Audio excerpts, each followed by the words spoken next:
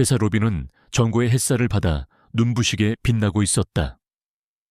대리석 바닥은 흠잡을 데 없이 윤이 났고 거대한 통유리창 너머로는 서울의 잿빛 스카이라인이 쉼없이 펼쳐졌다. JS그룹 본사 로비. 이곳은 완벽함과 효율성만이 존재하는 공간이었다. 그리고 그 완벽함의 정점에는 바로 배수진 상무가 있었다. 배수진.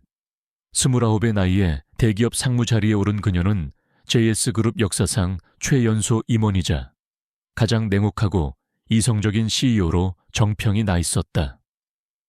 늘 흐트러짐 없는 블랙 슈트의 날카로운 시선, 차가운 표정은 그녀를 상징하는 트레이드 마크였다. 그녀의 입에서 나오는 말은 오직 숫자로 이루어진 보고서와 실적, 그리고 칼날 같은 지시뿐이었다. 감정은 사치였고 인간적인 교류는 시간 낭비였다. 직원들은 그녀를 얼음 여왕 혹은 로봇 CEO라 불렀다. 두려움과 존경심이 뒤섞인 호칭이었다. 김민준 팀장은 로비 한 구석에 서서 커피를 마시고 있었다. 그는 마케팅 팀장으로 누구보다 가까이서 배수진 상무의 냉혹함을 목격해온 인물이었다. 그는 배수진 상무의 능력을 존경했지만 가끔은 지나치게 비인간적인 그녀의 태도에 씁쓸함을 느꼈다. 어제도 그랬다. 신입사원이 실수로 프레젠테이션 자료에 오타를 냈을 뿐인데 수진 상무는 단 한마디의 망설임도 없이 그를 인사팀에 보내버렸다. 실수는 용납하지 않습니다. 우리의 목표는 완벽입니다. 그녀의 목소리는 얼음처럼 차가웠다. 민주는 한숨을 쉬었다. 저런 사람이 과연 인간적인 감정이라는 것을 알기는 할까? 가끔은 그녀의 내면에 무언가 깊은 상처라도 있는 것은 아닐까 하는 막연한 생각이 들기도 했다. 하지만 그녀의 철벽 같은 태도 앞에서 그런 생각은 늘 허무하게 부서지곤 했다. 그때 로비의 작은 소동이 일어났다. 정문을 통해 낯선 존재가 들어온 것이다. 처음에는 지나가던 비둘기나 고양이려니 했다. 하지만 곧 로비 중앙으로 불쑥 뛰어든 존재의 정체가 드러났다. 털은 엉망진창이었고 꼬리는 잔뜩 겁먹은 듯 다리 사이로 숨겨져 있었다. 그것은 작고 하얀 유기견 한 마리였다. 강아지잖아. 세상에 어떻게 여기까지 들어왔지? 직원들은 놀라움과 함께 술렁거리기 시작했다. 로비 경비원들이 허둥지둥 강아지를 잡으러 뛰어갔다. 강아지는 겁에 질려 직원들 사이를 이리저리 뛰어다녔다. 낑낑거리는 소리가 로비에 울려 퍼졌다. 민주는 강아지를 잡으려는 경비원들을 보며 걱정스러운 눈빛으로 강아지를 쫓았다. 저 작은 생명체가 얼마나 놀랐을까. 그는 강아지를 잡는 대신 먼저 안심시켜줘야 한다고 생각했다. 하지만 경비원들은 강아지를 잡기 위해 점점 더 거칠게 움직였다. 강아지는 결국 로비 한가운데에 멈춰서서 잔뜩 겁먹은 얼굴로 낑낑거렸다. 작은 몸은 미세하게 떨리고 있었다. 바로 그 순간이었다. 무슨 소란이죠? 얼음처럼 차가운 목소리가 로비에 울려 퍼졌다. 배수진 상무였다. 그녀는 VIP 접견실에서 나와 로비 중앙으로 걸어오고 있었다. 그녀의 등장에 소란스러웠던 로비는 일순간 정지했다. 직원들은 얼어붙은 듯 제자리에 멈춰 섰고 경비원들조차 그녀의 눈치를 보며 주춤거렸다. 수진은 차가운 시선으로 강아지를 바라봤다. 작은 하얀 강아지는 그녀의 시선에 더욱 겁에 질린 듯 몸을 움츠렸다. 민주는 수진 상무가 또 어떤 냉혹한 지시를 내릴까봐 조마조마했다. 당장 저 강아지를 밖으로 내보내세요. 회사는 동물을 위한 공간이 아닙니다. 아마도 이런 말을 할 것이라 예상했다. 아니면 위생에 문제가 있습니다. 즉시 처리하세요.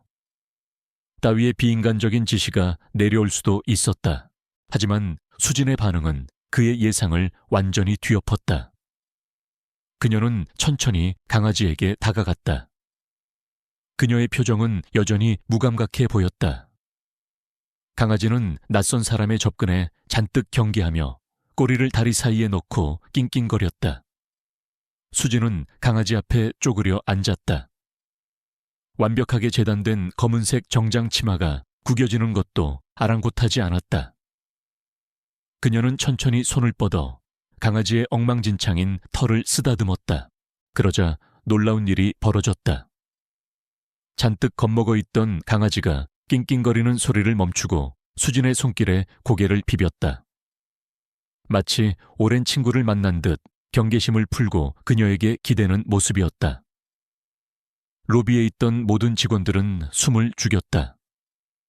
마치 영화의 한 장면처럼 시간이 멈춘 듯 했다. 그리고 곧이어 모두의 눈을 의심하게 만드는 광경이 펼쳐졌다. 배수진 상무의 눈에서, 그 차갑고 이성적인 눈에서 투명한 눈물이 한 방울, 두 방울 흘러내리기 시작했다. 그녀는 작은 강아지를 두 팔로 조심스럽게 끌어안았다.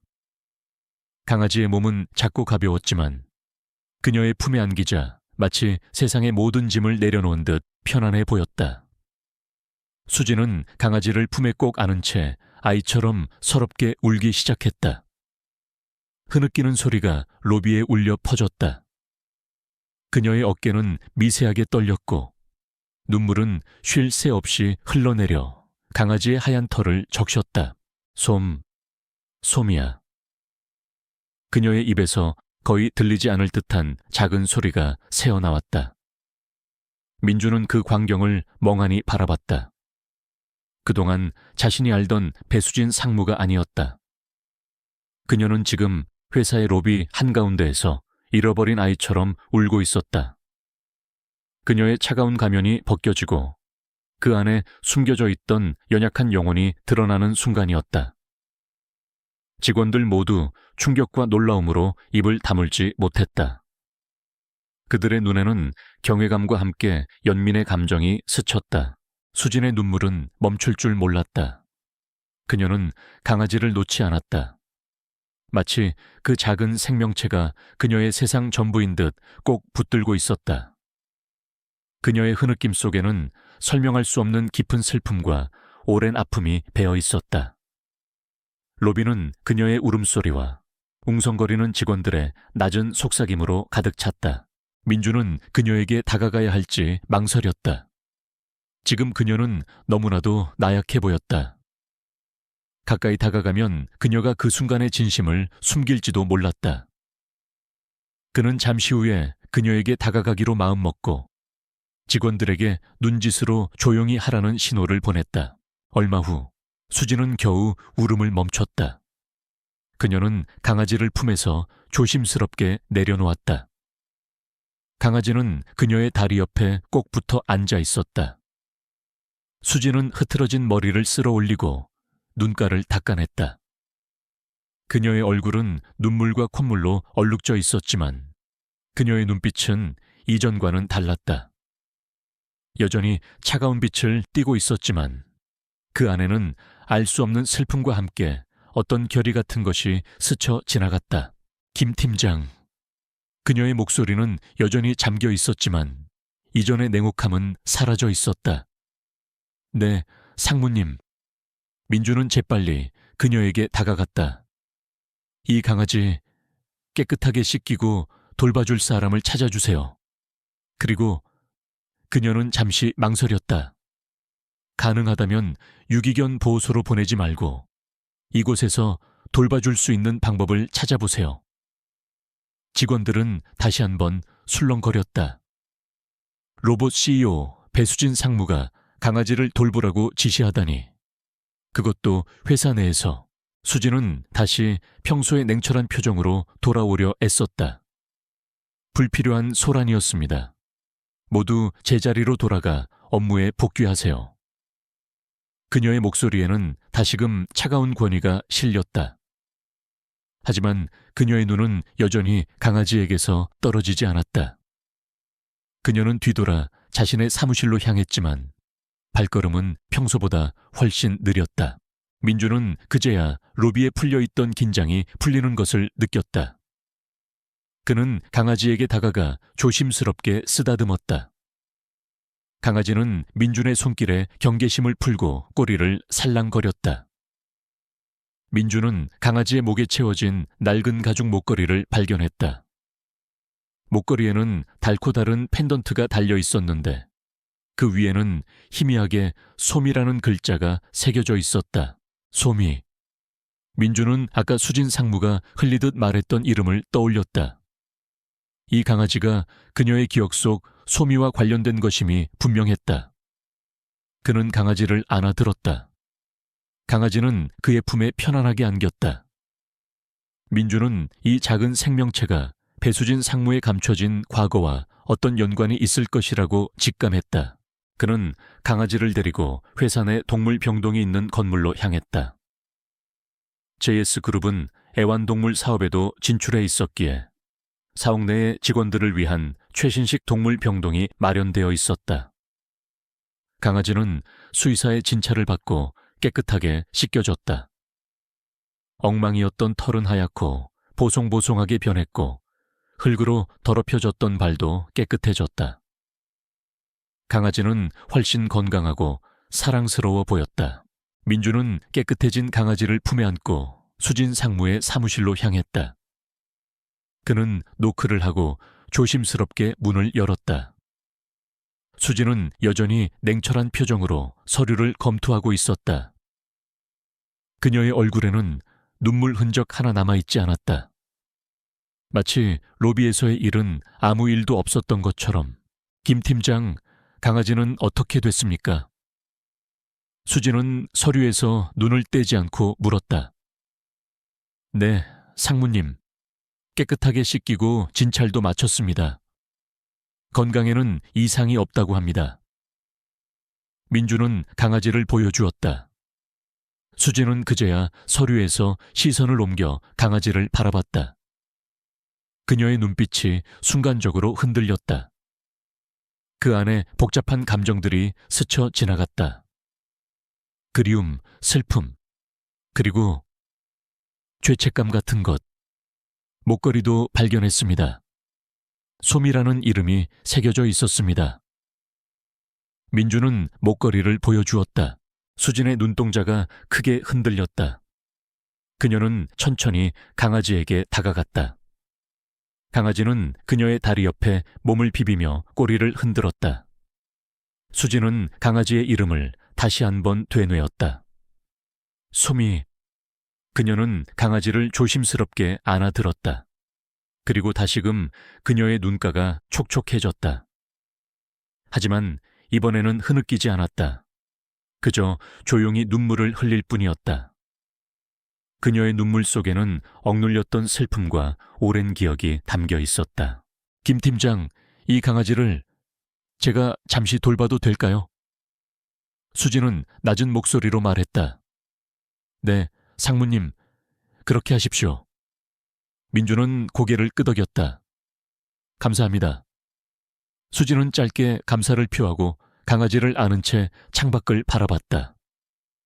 그녀의 시선은 먼 곳을 향하고 있었다. 민주는 사무실을 조용히 나왔다. 그는 수진 상무에 감춰진 이야기가 무엇인지 궁금해졌다. 왜 그녀는 솜이라는 이름에 그토록 반응했을까? 그녀의 눈물 속에는 어떤 슬픔이 담겨 있었을까? 그는 그녀의 과거를 알게 되면 그녀의 차가운 가면 뒤에 숨겨진 인간적인 면모를 이해할 수 있을 것이라고 생각했다. 그는 자신의 자리로 돌아와 노트북을 켰다. 그는 배수진 상무의 과거에 대한 정보를 검색하기 시작했다. 그녀의 화려한 이력과 달리 그녀의 개인적인 정보는 거의 없었다. 그녀는 철저하게 자신을 감추고 살아온 듯했다. 하지만 민주는 포기하지 않았다.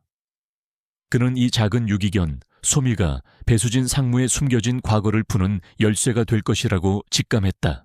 민주는 수소문 끝에 JS그룹에 오랫동안 몸담았던 한 고위 임원과 연락이 닿았다. 그는 은퇴 후 조용히 지내고 있었지만 배수진 상무의 가족에 대해 어렴풋이 알고 있는 듯했다. 민주는 그를 찾아가 수진 상무와 솜이라는 이름의 강아지에 대해 물었다. 배수진 상무님이라. 대단한 분이지. 어릴 때부터 남다른 재능을 보였어. 노 임원은 희미하게 웃으며 말했다. 하지만 그녀의 삶은 순탄치 않았어. 부모님이 일찍 돌아가셨거든. 사고로. 민준의 귀가 쫑긋 섰다. 사고요? 그래, 큰 교통사고였지. 어린 나이에 부모님을 잃고 얼마나 힘들었을까. 그때 배 상무님에게는 가족이라곤 늙은 할머니와 그리고 솜이라는 강아지 한 마리뿐이었다고 들었어. 노 임원의 말은 민준의 예상과 일치했다. 솜이라는 강아지가 수진 상무의 유일한 위안이자 가족이었던 것이다. 그런데 그 강아지는 어떻게 됐습니까? 민준이 조심스럽게 물었다. 노 임원의 표정이 어두워졌다. 그것도 불운한 일이었지. 사고 이후에 솜이도 감쪽같이 사라졌다고 들었어. 배 상무님에게는 큰 상처로 남았을 거야. 유일한 가족이었으니까. 민주는 노 임원의 말을 들으며 수진 상무의 차가운 가면 뒤에 숨겨진 슬픔을 어렴풋이 짐작할 수 있었다. 그녀의 냉혹함은 아마도 자신을 보호하기 위한 갑옷이었을 것이다. 다시는 소중한 것을 잃고 싶지 않다는, 혹은 더 이상 상처받고 싶지 않다는 방어 기제였을지도 모른다는 생각이 들었다. 그는 공방으로 돌아와 수진 상무의 사무실을 다시 찾아갔다. 수진은 여전히 강아지를 안은 채 창밖을 바라보고 있었다. 그녀의 눈빛은 깊은 생각에 잠겨 있는 듯했다. 민주는 조용히 그녀의 곁에 다가가 말했다. 상무님, 혹시 괜찮으시다면 그 강아지 이름이 솜이라고 하셨죠? 수진은 고개를 끄덕였다. 그녀의 표정은 순간적으로 슬픔으로 일그러졌다. 혹시 어릴 적 키우셨던 강아지도 솜이었습니까? 민준이 조심스럽게 물었다. 수진은 민준을 바라봤다. 그녀의 눈에 눈물이 고였다. 그녀는 고개를 끄덕였다. 네, 제 어릴 적 유일한 친구이자 가족이었습니다. 부모님이 사고로 돌아가신 후 솜이만 저와 함께 남아주었습니다. 하지만 그 사고 이후 솜이도 사라졌습니다. 저는 솜이를 잃어버렸습니다. 제가 지키지 못했습니다. 그녀의 목소리는 흐느낌에 가까웠다. 민주는 수진의 눈물을 보며 그녀의 깊은 상처를 느꼈다. 그녀는 평생을 죄책감과 슬픔 속에서 살아왔던 것이다. 그녀의 냉혹함은 사랑하는 사람들을 잃고 유일한 친구마저 지키지 못했다는 자책감에서 비롯된 것이었다. 그는 그녀의 어깨에 조용히 손을 얹었다. 상무님, 그건 상무님의 잘못이 아닙니다. 그때는 상무님도 어리셨고 누구도 예측할 수 없는 사고였습니다. 수진은 고개를 저었다. 아닙니다. 제가 더 강했더라면 제가 솜이를 지킬 수 있었을 텐데. 그녀는 강아지를 꼭 끌어안았다. 강아지는 그녀의 품에 안겨 따뜻한 숨을 내쉬었다. 민주는 이 강아지가 수진 상무에게 얼마나 큰 위안이 되는지 깨달았다. 이 강아지는 단순히 잃어버린 솜이의 대용품이 아니었다. 그것은 그녀의 오랜 상처를 치유해줄 희망의 존재였다. 상무님, 이 강아지는 상무님에게 온 운명적인 선물일지도 모릅니다. 과거의 아픔을 치유하고 새로운 시작을 할 수 있는 기회 말입니다. 민주는 진심을 담아 말했다. 수진은 민준의 말을 듣고 희미하게 미소 지었다.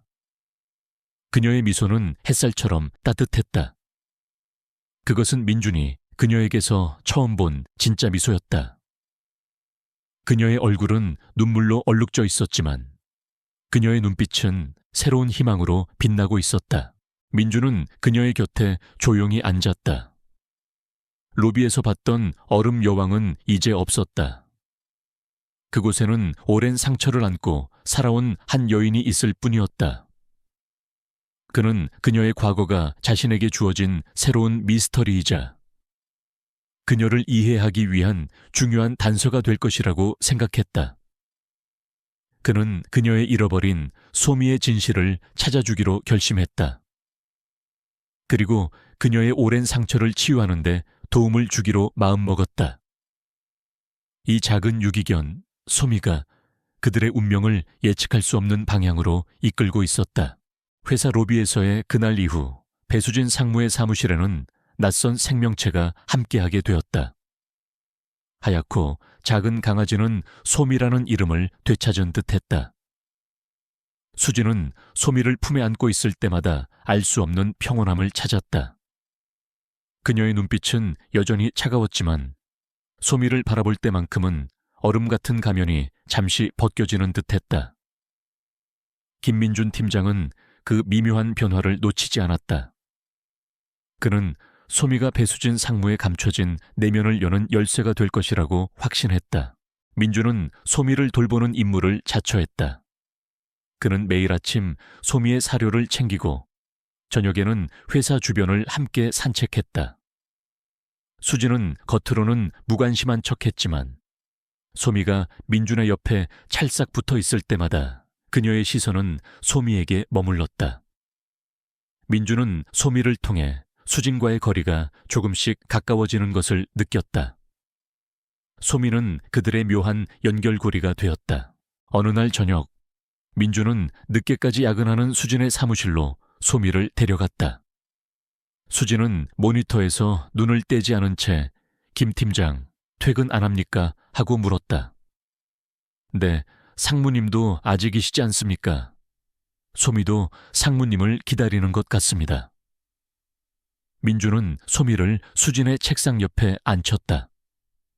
소미는 수진의 발치에 몸을 비비며 낑낑거렸다. 수진은 마지못해 손을 뻗어 소미의 머리를 쓰다듬었다. 그녀의 손길은 여전히 어색했지만 소미는 그녀의 손에 기대어 만족스러운 듯 눈을 감았다. 김 팀장, 궁금한 게 있습니다. 수진이 불쑥 입을 열었다. 네, 상무님. 강아지는 왜 그렇게 사람을 따르죠? 아무런 대가도 바라지 않고 그녀의 목소리에는 복잡한 감정이 섞여 있었다. 민주는 잠시 생각했다. 글쎄요, 아마 사랑하기 때문이 아닐까요? 순수한 사랑은 아무런 조건도 대가도 바라지 않는 법이니까요. 수지는 고개를 숙였다. 그녀의 얼굴에 그림자가 드리워졌다. 순수한 사랑. 그녀는 나지막이 중얼거렸다. 저에게는 너무나도 먼 이야기군요. 민주는 그녀의 말에서 깊은 상처를 느꼈다. 그는 그녀의 과거를 더 깊이 파헤쳐야겠다고 생각했다. 그는 수진의 눈물을 보았고 그녀의 아픔을 느꼈다. 그는 그녀의 차가운 가면을 깨고 싶었다. 민주는 퇴근 후에도 수진의 과거를 파헤치는 데 시간을 보냈다. 그는 수소문 끝에 수진의 부모님이 돌아가셨던 교통사고에 대한 단서를 찾았다. 그것은 단순한 교통사고가 아니었다. 사고 현장에는 의문의 화재가 발생했고 모든 증거가 소실되었다는 기록이 남아 있었다. 그리고 그 사고는 JS그룹의 경쟁사인 태산그룹과 관련된 인물들과 연관되어 있었다. 태산그룹의 회장인 박인성. 그의 이름이 민준의 뇌리에 박혔다. 민준은 등골이 서늘해지는 것을 느꼈다. 단순한 사내 연애 스캔들을 기대했던 그의 예상과는 달리 배수진의 과거에는 거대한 음모가 숨겨져 있었다. 그는 수진에게 더 깊은 접근이 필요하다고 생각했다.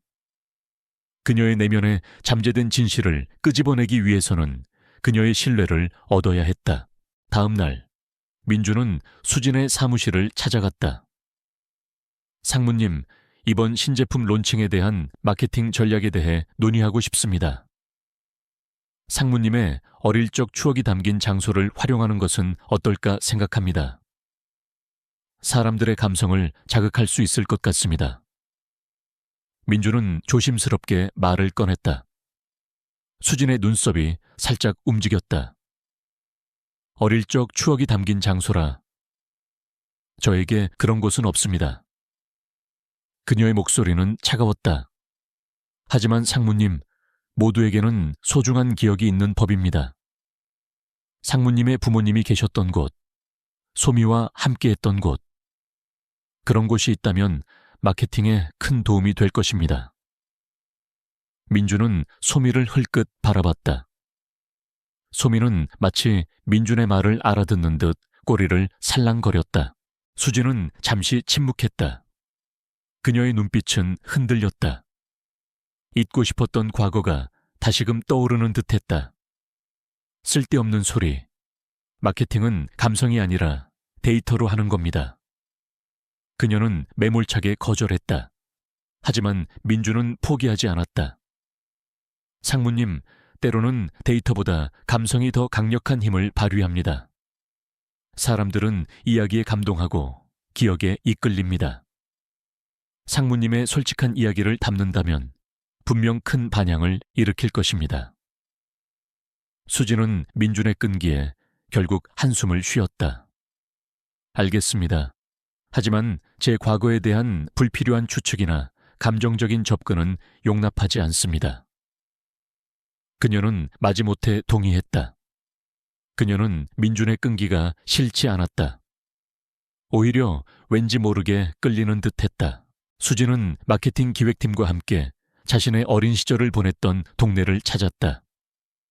낡은 골목길과 빛바랜 담벼락, 그리고 그 위를 뛰어다니던 아이들의 흔적이 고스란히 남아있는 곳이었다.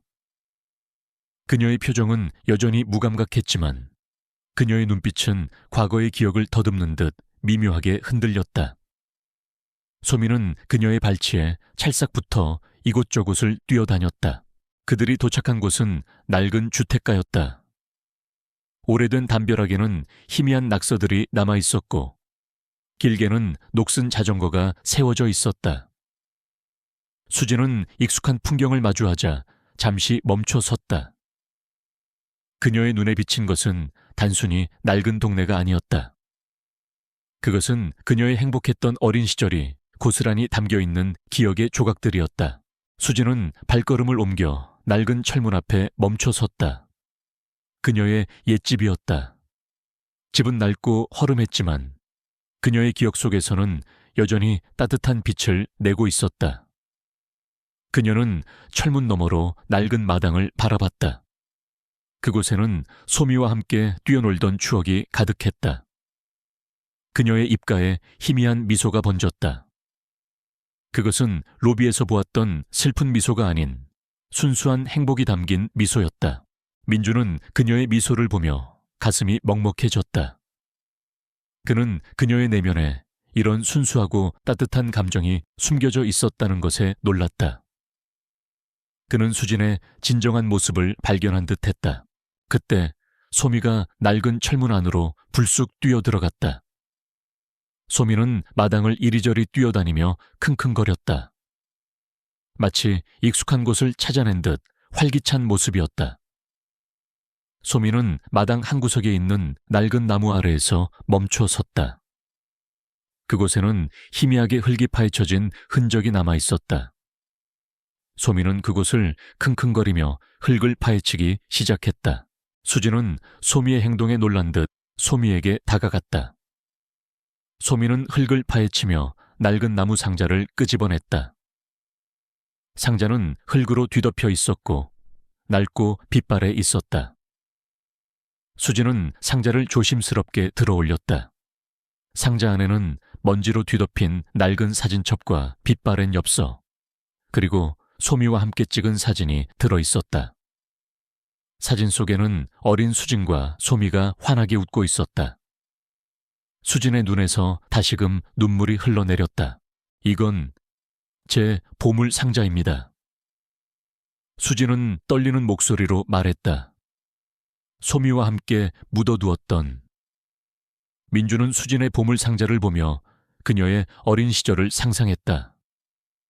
그녀는 부모님의 사랑을 듬뿍 받으며 자랐고 소미와 함께 행복한 시간을 보냈던 평범한 아이였다. 하지만 그 모든 행복은 한순간에 사라진 것이다.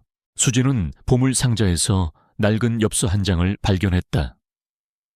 엽서에는 태산그룹 리조트 오픈 기념이라는 문구와 함께 가족 사진이 찍혀 있었다.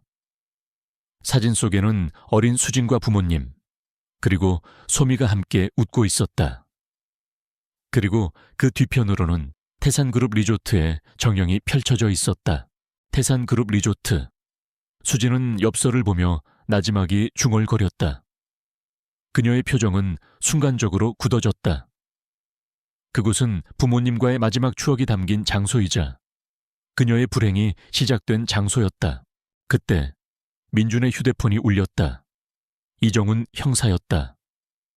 김 팀장님, 배수진 상무님 부모님 교통사고에 대한 새로운 단서를 찾았습니다. 사고 현장에 박인성 회장과 관련된 인물이 있었던 것으로 확인되었습니다. 그 사고는 단순한 교통사고가 아니었을 가능성이 있습니다. 민준은 이정훈 형사의 말에 등골이 서늘해졌다. 그의 예상은 틀리지 않았다. 수진의 부모님 사고는 단순한 불운이 아니라 누군가의 의도적인 개입이 있었던 것이다. 그리고 그 배후에는 태산그룹의 박인성 회장이 있었다. 수진은 민준의 휴대폰에서 들려오는 이정훈 형사의 목소리를 들었다. 그녀의 얼굴은 창백해졌다. 그녀는 엽서를 꽉 쥐었다. 엽서는 그녀의 손에서 바스락거렸다. 그녀의 눈빛은 분노와 함께 복수심으로 불타올랐다. 이 팀장님, 당장 그 증거를 확보하십시오. 태산그룹의 박인성, 그자가 제 부모님의 죽음과 관련이 있다는 말입니까? 수진의 목소리는 격앙되어 있었다. 이정훈 형사는 당황한 듯 말을 더듬었다. 아직 확실한 증거는 없습니다만 정황상 가능성이 높습니다. 수진은 민준에게 엽서를 건넸다. 김 팀장, 이 엽서. 태산그룹 리조트가 제 부모님의 마지막 장소였습니다.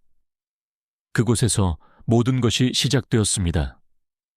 모든 진실이 그곳에 숨겨져 있을 겁니다. 그녀의 목소리는 차분했지만 그 안에는 강철 같은 결의가 담겨 있었다. 민준은 엽서를 받아들었다. 엽서 속에는 평화로웠던 한 가족의 모습과 함께 그들을 집어삼킬 거대한 그림자가 드리워져 있었다. 그는 수진의 손을 잡았다. 그녀의 손은 차가웠지만 그녀의 눈빛은 뜨거웠다. 상무님, 제가 돕겠습니다. 상무님의 부모님의 죽음에 대한 진실을 밝히고 상무님의 잃어버린 과거를 찾아드리겠습니다. 민준은 진심을 담아 말했다. 수진은 민준을 바라봤다. 그녀의 눈에 고마움이 스쳐 지나갔다. 김 팀장. 그녀는 민준에게 기대어 잠시 눈을 감았다. 그녀의 어깨는 미세하게 떨리고 있었다. 그녀는 평생을 혼자 감당해왔던 무거운 짐을 잠시 내려놓는 듯했다. 소미는 수진의 발치에 몸을 비비며 낑낑거렸다. 마치 그녀를 위로하려는 듯 따뜻한 온기를 전해주었다. 민준은 소미의 등을 쓰다듬었다. 이 작은 강아지가 그들에게 얼마나 큰 의미인지 그는 다시 한번 깨달았다. 소미는 단순한 애완동물이 아니었다. 그것은 수진의 과거와 현재를 잇는 연결고리이자 그녀의 상처를 치유하는 존재였다. 그날 밤 수진은 밤늦게까지 사무실에 남아 있었다. 그녀는 보물 상자에서 나온 사진첩을 펼쳤다.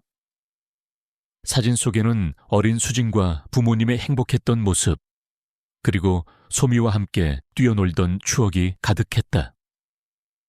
그녀는 사진 한 장 한 장을 넘길 때마다 과거의 기억이 생생하게 되살아나는 것을 느꼈다. 그녀의 기억 속에서 부모님은 항상 따뜻하고 자상했다. 아버지는 JS그룹의 유망한 연구원이었고 어머니는 따뜻한 마음을 가진 예술가였다. 그들은 수진에게 세상의 모든 사랑을 주었다. 그리고 소미는 수진의 가장 친한 친구이자 비밀을 공유하는 존재였다. 그날의 사고가 떠올랐다. 태산그룹 리조트로 가족 여행을 가던 길이었다. 비가 억수같이 쏟아지던 밤, 그들의 차는 갑자기 미끄러져 절벽 아래로 추락했다. 수진은 간신히 탈출했지만 부모님은 차 안에서 빠져나오지 못했다. 그리고 그 이후 소미도 감쪽같이 사라졌다. 그녀는 그날의 기억을 애써 지우며 살아왔다. 너무나도 고통스러웠기 때문이었다. 하지만 이제 그녀는 알아야 했다. 부모님의 죽음 뒤에 숨겨진 진실을, 그리고 소미가 왜 사라졌는지. 그녀는 복수심으로 불타올랐다. 박인성 회장, 그자가 부모님의 죽음과 관련이 있다면 결코 용서하지 않을 것이다. 수진은 엽서를 꽉 쥐었다. 엽서 속 태산그룹 리조트의 그림이 섬뜩하게 다가왔다. 그곳에서 그녀의 불행이 시작되었고, 그곳에서 모든 진실이 밝혀질 것이었다. 그녀는 복수를 다짐했다. 그리고 그녀는 더 이상 혼자가 아니었다. 민준 팀장이 그녀의 곁에 있었다. 그리고 소미가 있었다. 그들은 함께 이 거대한 음모의 실체를 파헤칠 것이었다. 배수진의 어린 시절 보물 상자에서 발견된 엽서 한 장은 잠잠했던 과거의 물결을 거대한 파도로 바꾸어 놓았다. 태산그룹 리조트. 그곳은 수진의 부모님 사고의 시작점이었고 그녀의 기억 속 가장 고통스러운 지점이었다. 김민준 팀장은 이정훈 형사와 긴밀히 연락하며 수진의 부모님 교통사고 재수사를 요청했다. 이 형사는 배수진의 존재와 그녀의 사연을 알고 있었기에 수진의 과거를 파헤치는 일에 적극적으로 동참했다. 수진은 평소처럼 냉혹한 상무의 가면을 쓰고 있었지만 그녀의 눈빛은 이전과는 달랐다. 그녀의 눈에는 미세하게 복수심의 불꽃이 일렁였다. 소미는 그런 그녀의 미묘한 변화를 감지한 듯 그녀의 사무실을 떠나지 않고 곁을 지켰다. 소미는 그녀의 유일한 안식처이자 그녀의 비밀을 아는 유일한 존재였다. 민주는 태산그룹 리조트에 대한 정보를 수집하기 시작했다. 그곳은 20년 전 사고 이후 폐쇄되었다가 최근 리모델링을 거쳐 재개장을 준비 중이었다. 특히 리조트 내에는 오래된 폐건물이 하나 있었는데 그곳은 과거 JS그룹이 투자하려던 비밀 연구시설 부지였다는 소문이 돌았다. 민주는 직감적으로 그 폐건물에 무언가 숨겨져 있을 것이라고 생각했다. 그곳이 바로 수진 부모님의 사고와 관련된 중요한 단서가 숨겨진 장소일지도 모른다는 예감이 들었다. 며칠 후 수진은 민준을 불렀다. 김 팀장, 태산그룹 리조트 재개장 기념 행사에 우리가 공식적으로 참여하는 것으로 하죠. 민준은 놀란 듯 수진을 바라봤다. 하지만 상무님, 그곳은 상무님에게. 알고 있습니다. 수진은 민준의 말을 잘랐다. 하지만 진실을 밝히기 위해서는 직접 그곳에 가야 합니다. 마케팅 행사라는 명목의 내부를 조사할 기회를 만들 겁니다. 그녀의 목소리에는 단호함이 묻어 있었다. 수진은 태산그룹 리조트 재개장 기념 행사에 JS그룹 대표로 참석하기로 결정했다. 민주는 그녀를 보조하여 함께 동행하게 되었다. 그들은 소미를 데려갈 수 없었기에 소미는 민준의 지인에게 잠시 맡겨졌다. 소미는 수진과 헤어지기 싫은 듯 낑낑거렸지만 수진은 소미의 머리를 쓰다듬으며 곧 돌아올게 라고 약속했다. 태산그룹 리조트는 웅장하고 화려하게 재탄생해 있었다. 하지만 수진의 눈에는 그 모든 화려함이 가식적으로만 보였다. 그녀의 발걸음은 20년 전의 기억 속으로 빨려 들어가는 듯했다. 그녀의 눈에 비친 것은 부모님과 함께 행복하게 웃던 자신, 그리고 곧 닥쳐올 비극의 그림자였다. 행사는 성대하게 진행되었다. 수많은 재계 인사들과 언론사 기자들이 모여들었다. 박인성 태산그룹 회장은 환한 웃음을 지으며 손님들을 맞이했다. 그의 얼굴에는 성공한 사업가의 여유로움이 가득했다. 하지만 수진의 눈에는 그 웃음이 가증스럽게만 보였다. 그녀는 박인성 회장에게 다가가 아무렇지 않은 듯 인사를 건넸다. 박인성 회장님, 오랜만입니다. JS그룹 배수진입니다. 리조트 재개장을 축하드립니다. 수진은 차분한 목소리로 말했다. 그녀의 얼굴에는 미소 한 점 없었다.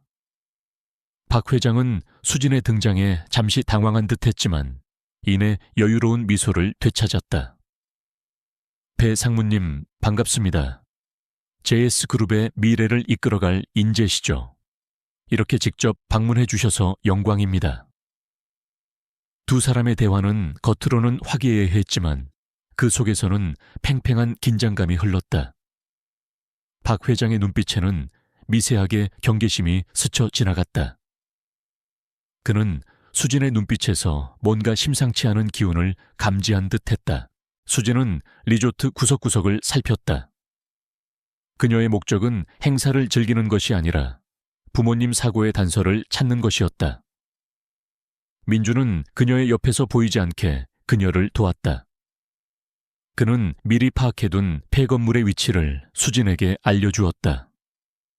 폐건물은 리조트의 가장 외진 곳에 위치해 있었다.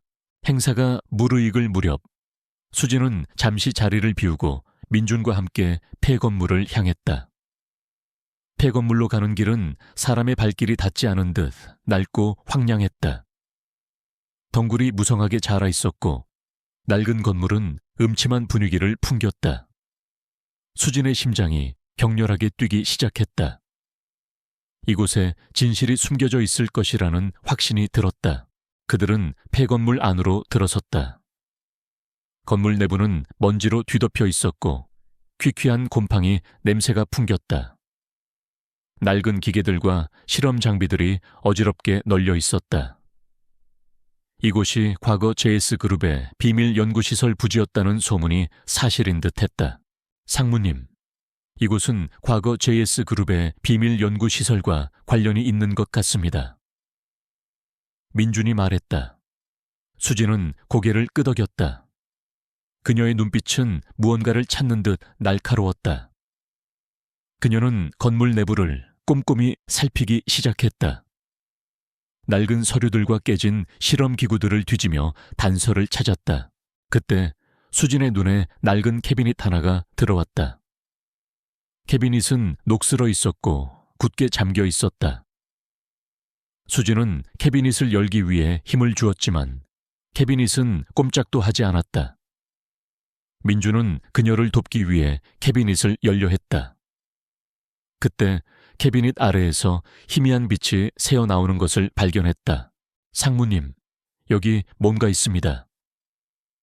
민주는 바닥에 엎드려 캐비닛 아래를 살폈다. 캐비닛 아래에는 작은 틈이 있었고 그 안에서 희미하게 빛나는 작은 상자가 보였다. 민주는 손을 뻗어 상자를 꺼냈다. 상자는 낡고 오래되었지만 표면에는 섬세한 문양이 새겨져 있었다. 상자를 열자 그 안에는 낡은 USB 메모리 하나와 빛바랜 사진 한 장이 들어있었다. 사진 속에는 수진의 부모님과 함께 박인성 회장이 젊은 시절의 모습으로 환하게 웃고 있었다. 그리고 그들 옆에는 소미의 모습도 보였다. 소미는 박인성 회장의 품에 안겨 있었다. 수진은 사진을 보자마자 경악했다. 이건 박인성 회장과 제 부모님이 함께 찍은 사진입니다. 그런데 소미가 왜 박인성 회장의 품에 안겨 있죠? 수진의 목소리는 떨렸다. 민주는 USB 메모리를 들고 자신의 노트북에 연결했다. USB 안에는 암호화된 파일들이 들어있었다. 파일들은 JS그룹과 태산그룹 사이의 과거 비밀 계약서, 그리고 수진 부모님 사고와 관련된 기밀 문서들이었다. 문서들에는 박인성 회장이 수진의 부모님을 제거하고 JS그룹의 핵심 기술을 탈취하려 했다는 충격적인 내용이 담겨 있었다. 상무님, 이 사고는 단순한 교통사고가 아니었습니다. 박인성 회장이 상무님 부모님을 죽이고 핵심 기술을 빼앗으려 했던 겁니다. 민주는 충격에 휩싸인 목소리로 말했다. 수진은 충격으로 말을 잇지 못했다. 그녀의 눈에서는 눈물이 흘러내렸다. 그녀는 그동안 부모님의 죽음이 단순한 불운이었다고 믿으며 살아왔다. 하지만 그 모든 것이 누군가의 잔혹한 음모였다니. 그녀의 가슴 속에 억눌려 있던 분노가 폭발했다. 박인성, 그자가 감히. 수진은 이를 악물었다. 그녀의 손은 주먹을 쥐어 떨렸다. 그때 폐건물 밖에서 발소리가 들려왔다. 여러 명의 그림자가 폐건물 안으로 들어섰다. 박인성 회장의 사설 경호원들이었다. 그들은 자신들의 비밀이 담긴 장소에 누군가 침입했다는 것을 알아차린 듯했다. 젠장, 누가 들어왔어. 어서 찾아내. 경호원들이 소리쳤다. 수진은 USB 메모리와 사진을 품에 숨겼다. 김 팀장, 어서 이곳을 벗어나야 합니다. 증거를 확보했습니다. 이제 저들에게 복수할 겁니다. 수진의 눈빛은 강철처럼 단단했다. 그들은 폐건물 안쪽으로 몸을 숨겼다. 폐건물은 미로처럼 복잡했고 곳곳에 숨을 만한 공간들이 있었다. 경호원들은 건물 내부를 샅샅이 뒤지기 시작했다. 그들은 총을 들고 있었고 그들의 눈은 살기로 번들거렸다. 저 노인네가 아직도 힘이 남아있다니. 박준수는 분노했다. 그는 직접 총을 겨누며 영회에게 다가섰다. 블랙 노인, 이제 끝이다. 수진은 민준의 손을 잡고 조심스럽게 움직였다. 그들은 폐건물 안에 좁은 통로를 통해 필사적으로 도망쳤다. 그녀의 머릿속에는 오직 복수만이 가득했다. 부모님을 죽인 원수에게 반드시 대가를 치르게 할 것이다. 그때 통로 끝에서 희미한 빛이 새어나오는 것을 발견했다. 빛을 향해 조심스럽게 다가가자 그곳에는 외부로 연결된 작은 비상구가 있었다. 그들은 비상구를 통해 폐건물을 빠져나왔다. 하지만 그들을 기다리고 있던 것은 박인성 회장이었다. 그는 비상구 앞에서 여유로운 미소를 짓고 있었다. 그의 뒤에는 수십 명의 경호원들이 그림자처럼 서 있었다. 박 회장의 눈빛은 차가웠고 그의 입계는 비릿한 미소가 걸려 있었다. 배상무, 제가 이곳에 오실 줄 알았습니다. 당신은 너무나도 예상 가능한 움직임을 보이는군요. 박 회장은 조롱하듯 말했다. 수진은 박 회장을 노려봤다.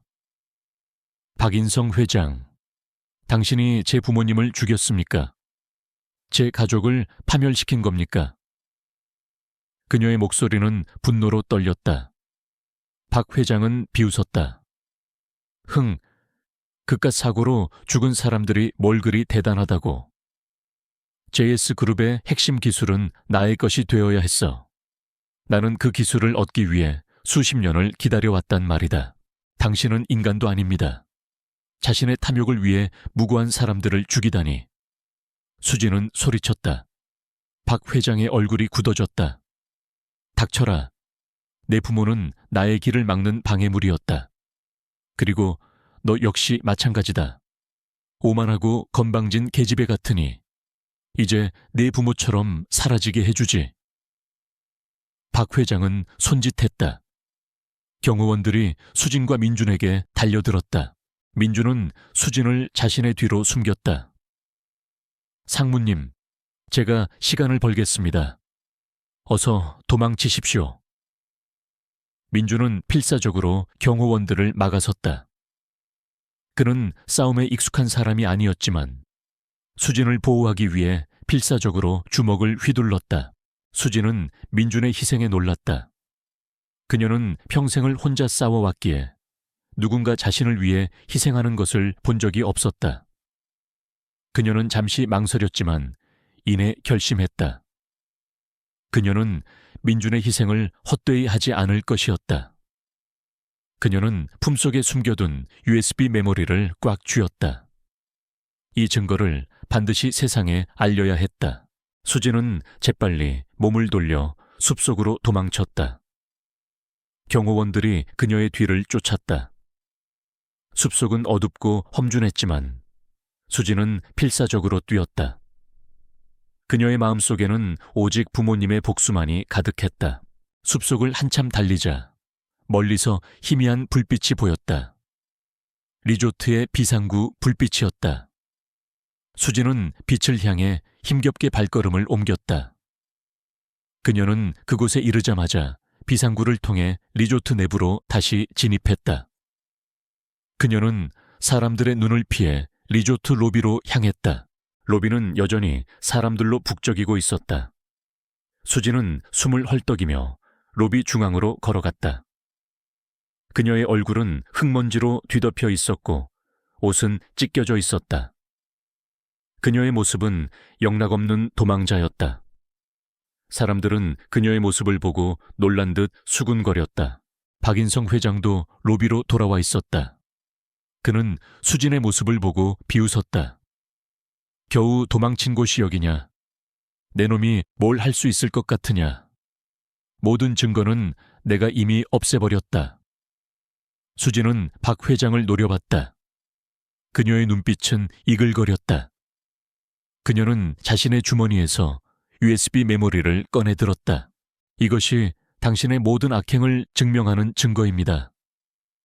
당신은 감히 제 부모님을 죽이고 JS그룹의 핵심 기술을 탈취하려 했습니다. 이제 당신의 죄는 세상에 밝혀질 것입니다. 수진은 떨리는 목소리로 외쳤다. 박 회장의 얼굴이 창백해졌다. 그는 USB 메모리를 빼앗기 위해 수진에게 달려들었다. 하지만 수진은 재빨리 USB 메모리를 하늘로 던졌다. 기자들, 여기에 박인성 회장의 모든 악행이 담겨 있습니다. 그가 제 부모님을 죽였습니다. 수진은 소리쳤다. 수많은 기자들이 USB 메모리를 잡기 위해 일제히 달려들었다. 박 회장의 경호원들도 USB 메모리를 회수하기 위해 달려들었다. 로비는 아수라장이 되었다. 그 순간 민준이 나타났다. 그는 몸에 상처를 입은 채였지만 그의 눈빛은 강렬했다. 그는 재빨리 USB 메모리를 잡고 자신의 노트북에 연결했다. 노트북 화면에는 박인성 회장의 모든 악행이 담긴 문서들이 나타났다. 여러분, 이 문서를 보십시오. 박인성 회장은 20년 전 배수진 상무님의 부모님을 살해하고 JS그룹의 핵심 기술을 탈취하려 했습니다. 이 모든 증거가 여기에 있습니다. 민주는 소리쳤다. 기자들은 충격과 함께 카메라 플래시를 터뜨렸다. 박인성 회장의 얼굴은 분노와 절망으로 일그러졌다. 그는 민준을 향해 달려들었지만 이미 때는 늦었다. 그의 모든 악행은 세상에 공개된 것이다. 경찰차가 리조트 입구로 들이닥쳤다. 이정훈 형사가 경찰들을 이끌고 로비로 진입했다. 박인성 회장, 불법 유물 거래 및 살인교사 혐의로 체포합니다. 이정훈 형사는 박 회장에게 수갑을 채웠다. 박 회장은 발버둥 쳤지만 이미 그의 손발은 묶여 있었다. 그는 수진과 민준을 노려봤다. 너희들이 감히 나를 두고 봐라. 나는 반드시 복수할 것이다. 그의 목소리는 증오로 가득했다. 수진은 박 회장이 끌려가는 모습을 보며 안도의 한숨을 내쉬었다. 그녀는 민준을 바라봤다. 민준은 그녀의 옆에서 지쳐 쓰러져 있었다. 그녀는 민준의 손을 잡았다. 그의 손은 차가웠지만 그녀의 마음은 따뜻했다. 김 팀장, 고맙습니다. 당신 덕분에. 수진의 목소리는 흐느낌에 가까웠다. 민준은 희미하게 미소 지었다. 괜찮습니다, 상무님. 이제 다 끝났습니다. 진실이 밝혀졌으니 상무님, 부모님도 편안히 잠드실 겁니다. 수진은 민준의 품에 안겨 한참을 울었다. 그녀의 눈물은 슬픔과 함께 안도감, 그리고 고마움이 뒤섞인 것이었다. 그녀는 평생을 짊어져 온 무거운 짐을 이제야 내려놓는 듯했다. 리조트 로비는 여전히 소란스러웠지만 수진의 마음에는 평화가 찾아왔다. 그녀는 복수를 이루었다. 그리고 그녀는 혼자가 아니었다. 그녀의 곁에는 민준이 있었다. 그리고 멀리서 그녀를 기다리고 있을 소미가 있었다. 태산그룹 리조트 로비에서 펼쳐진 폭로와 체포는 배수진의 오랜 상처를 감싸고 있던 두꺼운 얼음벽을 산산조각냈다. 박인성 회장의 모든 악행이 세상에 드러났고 그녀의 부모님 죽음에 얽힌 진실이 밝혀졌다. 김민준 팀장은 그녀의 곁에서 끝까지 그녀를 지켜주었다. 그의 존재는 수진에게 예상치 못한 위안이자 힘이 되었다. 이제 모든 것이 끝난 듯 했지만 수진의 마음속에는 여전히 해결되지 않은 숙제가 남아 있었다.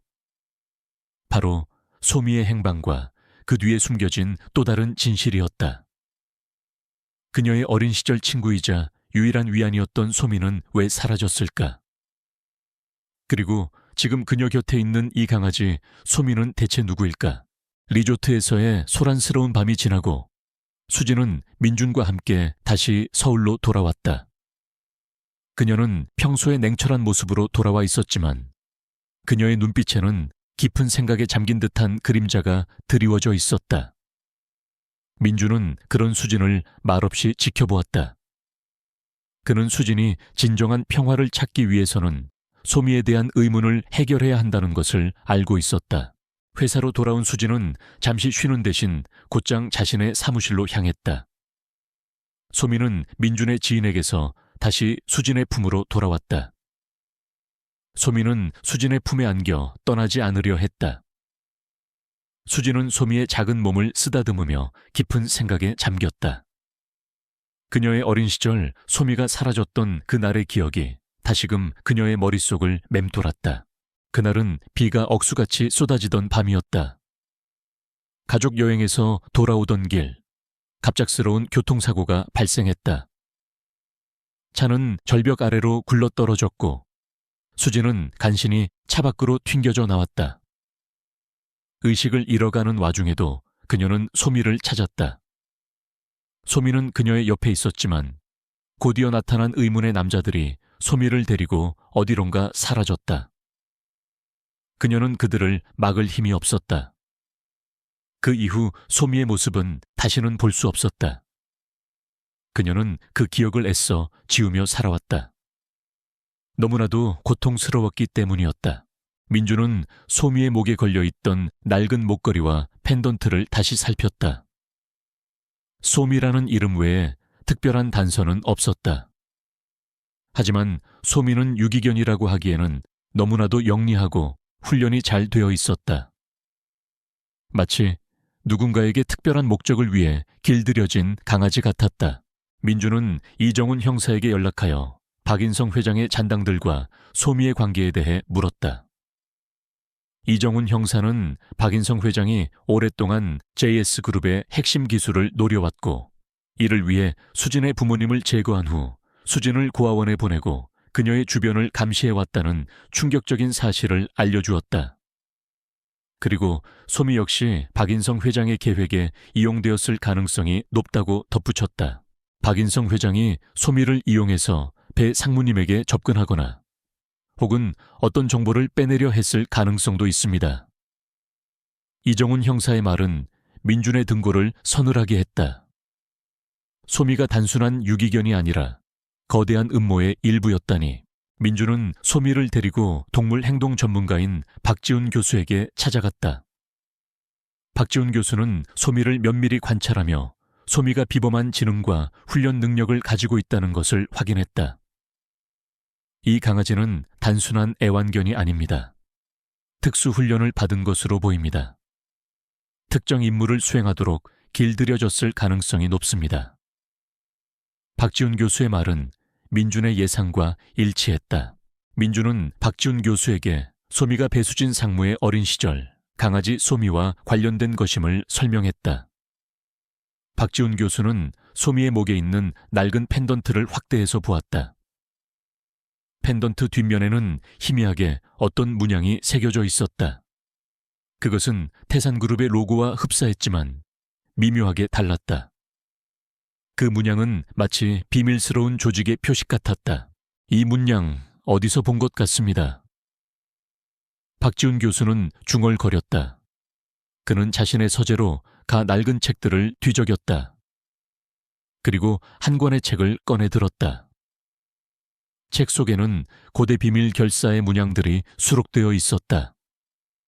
그중 하나가 소미의 펜던트 문양과 정확히 일치했다. 이것은 검은 그림자라는 비밀 결사의 문양입니다. 박지훈 교수가 말했다. 이들은 고대 유물이나 특정 기술을 독점하고 세상을 지배하려는 어둠의 세력이라고 알려져 있습니다. 과거 JS그룹의 핵심 기술과도 관련이 있다는 소문이 있었습니다. 민주는 충격에 휩싸였다. 박인성 회장이 단순히 JS그룹의 기술을 탐낸 것이 아니라 더 큰 음모를 꾸미고 있었다니. 검은 그림자라는 비밀 결사까지 연루되어 있었다니. 이야기는 점점 더 거대한 미궁 속으로 빠져드는 듯했다. 민주는 박지훈 교수가 준 정보를 가지고 수진에게 찾아갔다. 수진은 소미를 안고 사무실에서 멍하니 창밖을 바라보고 있었다. 그녀의 얼굴에는 깊은 번민이 서려 있었다. 상무님, 소미와 관련된 중요한 단서를 찾았습니다. 민주는 조심스럽게 말을 꺼냈다. 수진은 민준을 바라봤다. 그녀의 눈에 호기심이 스쳐 지나갔다. 민주는 소미의 목걸이, 펜던트에 새겨진 문양과 검은 그림자라는 비밀 결사에 대한 이야기를 해주었다. 수진은 민준의 말을 듣고 경악했다. 검은 그림자. 수진은 나지막이 중얼거렸다. 그녀의 표정은 순간적으로 굳어졌다. 혹시 상무님, 이 이름에 대해 아시는 것이 있습니까? 민준이 조심스럽게 물었다. 수진은 고개를 저었다. 아니요. 하지만 제 부모님의 연구와 관련이 있을지도 모릅니다. 부모님은 항상 어떤 비밀에 대해 이야기하셨습니다. 그들은 자신들의 연구가 세상에 알려져서는 안 되는 위험한 것이라고 말씀하셨습니다. 수진은 부모님의 비밀 연구에 대한 기억을 더듬었다. 그녀의 부모님은 JS그룹의 최첨단 기술 연구소에서 비밀 프로젝트를 진행하고 있었다. 그들은 생체 에너지 전송 시스템이라는 혁신적인 기술을 연구하고 있었다. 이 기술은 인간의 생체 에너지를 특정 매개체를 통해 전송하고 이를 통해 다양한 현상을 일으킬 수 있는 기술이었다. 그 기술이 바로 오색 자기와 관련된 것이었다. 오색 자기는 그 기술을 응용하여 만들어진 매개체였다. 수진은 어릴 적 부모님의 연구실에 몰래 들어갔던 기억을 떠올렸다. 그곳에는 기이한 빛을 내뿜는 오색 자기가 놓여 있었다. 그녀는 오색 자기를 만졌을 때 알 수 없는 따뜻한 기운이 몸속으로 스며드는 것을 느꼈다. 그리고 그녀는 소미와 함께 그곳에서 많은 시간을 보냈다. 소미는 오색 자기에 유독 관심을 보였다. 제 부모님은 생체 에너지 전송 시스템을 연구하고 있었습니다. 그리고 오색 자기는 그 기술의 핵심 매개체였습니다. 박인성 회장은 그 기술을 노렸던 겁니다. 그리고 검은 그림자라는 비밀 결사는 아마도 그 기술을 독점하려 했던 조직일 겁니다. 수진은 떨리는 목소리로 말했다. 민주는 수진의 말에 충격을 받았다. 단순한 기업 간의 다툼이 아니라 고대 비밀 결사와 연관된 거대한 음모였다니. 이야기는 상상을 초월하는 방향으로 흘러가고 있었다. 그럼 소미는 그 기술과 어떤 관련이 있을까요? 민준이 물었다. 수진은 소미를 바라봤다. 소미는 마치 수진의 말을 알아듣는 듯 수진의 얼굴을 핥았다. 소미는 부모님의 연구에 사용된 실험 대상이었을지도 모릅니다. 아니면 그 기술의 힘을 받은 존재였을지도 모릅니다. 수진의 목소리에는 슬픔과 함께 어떤 희망이 섞여 있었다.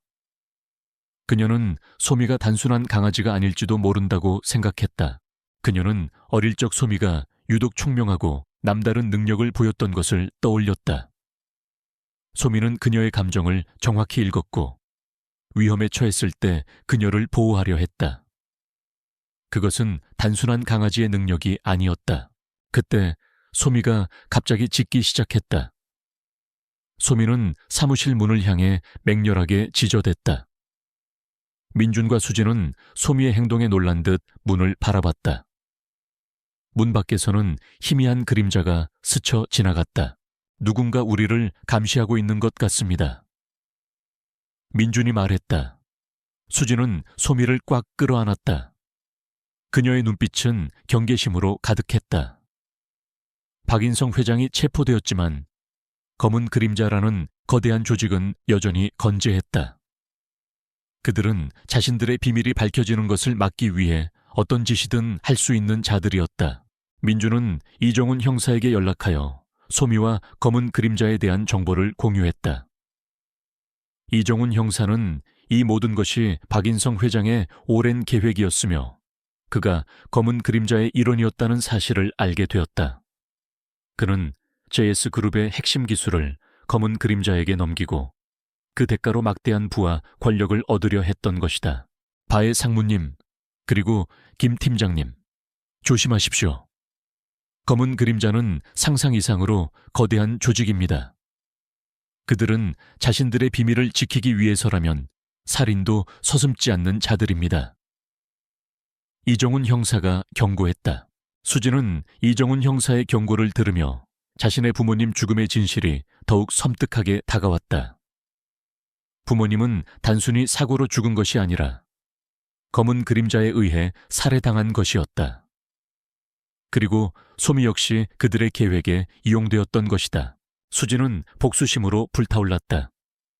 그녀는 부모님의 억울한 죽음을 밝히고 검은 그림자의 실체를 세상에 드러내야 했다. 그녀는 더 이상 숨거나 피하지 않을 것이었다. 그녀는 그들과 정면으로 맞서 싸울 것이었다. 그날 밤 수진은 소미를 품에 안고 밤늦게까지 부모님의 연구 자료를 검토했다. 그녀는 부모님이 남긴 연구 노트에서 생체 에너지 전송 시스템의 작동 원리와 오색 자기의 비밀을 알아냈다. 오색 자기는 단순히 에너지를 전송하는 매개체가 아니라 특정 주파수를 통해 생체 에너지를 증폭시키고 변환할 수 있는 능력을 가지고 있었다. 그리고 그 힘은 특정 생명체와 공명할 때 극대화된다는 것을 알게 되었다. 소미가 바로 그 특정 생명체였던 것이다. 소미는 수진의 부모님에 의해 오색 자기와 공명할 수 있도록 훈련되었던 것이다.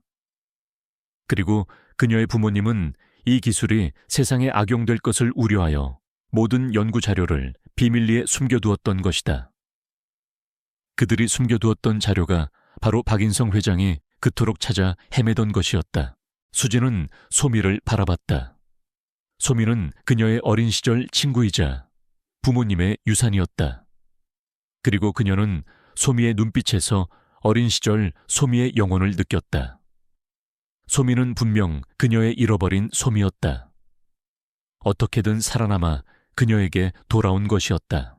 그녀는 민준에게 연락하여 소미의 진짜 정체를 알려주었다. 민준은 수진의 이야기를 듣고 경악했다. 상무님, 그럼 지금의 소미가 어릴 적 소미라는 말씀이십니까?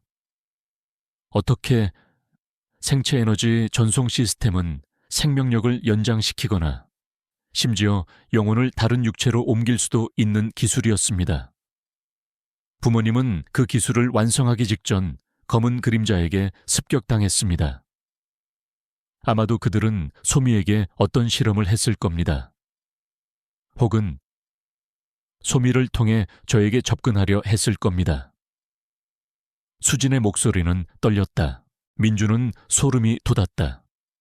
검은 그림자는 단순한 범죄 조직이 아니라 과학기술을 악용하여 상상할 수 없는 일을 벌이는 자들이었다. 상무님, 그렇다면 박인성 회장은 왜 소미를 이용해서 상무님에게 접근하지 않았을까요? 민준이 물었다. 아마 소미가 그들의 통제를 벗어났을 겁니다. 아니면 그들은 소미를 이용하는 것보다 제가 가진 JS그룹의 핵심 기술을 빼앗는 것에 더 집중했을 겁니다. 소미는 그들에게 불완전한 도구였을 겁니다. 수진은 추측했다. 수진은 자신이 가진 모든 지식과 민준의 도움을 받아 검은 그림자의 실체를 파헤치기로 결심했다. 그녀는 부모님의 연구를 완성하고 그 기술이 세상에 악용되는 것을 막아야 했다. 그리고 그녀는 소미를 보호해야 했다. 소미는 그녀의 유일한 가족이자 검은 그림자의 탐욕스러운 눈으로부터 지켜야 할 소중한 존재였다. 그날 이후 수진의 삶은 이전과는 완전히 달라졌다. 그녀는 더 이상 냉혹한 CEO가 아니었다. 그녀는 자신의 과거를 직시하고 사랑하는 이들을 위해 싸우는 강인한 여인이었다. 그녀의 곁에는 민준이 있었고 그녀의 품에는 소미가 있었다. 그들은 함께 거대한 어둠의 그림자에 맞설 준비를 마쳤다. 그들의 앞에는 어떤 시련이 닥쳐올지 알 수 없었지만 그들은 더 이상 두렵지 않았다. 그들에게는 사랑과 희망, 그리고 복수심이 있었다. 수진은 부모님의 연구 자료를 다시 검토하며 오색 자기의 진정한 힘을 파악하려 했다.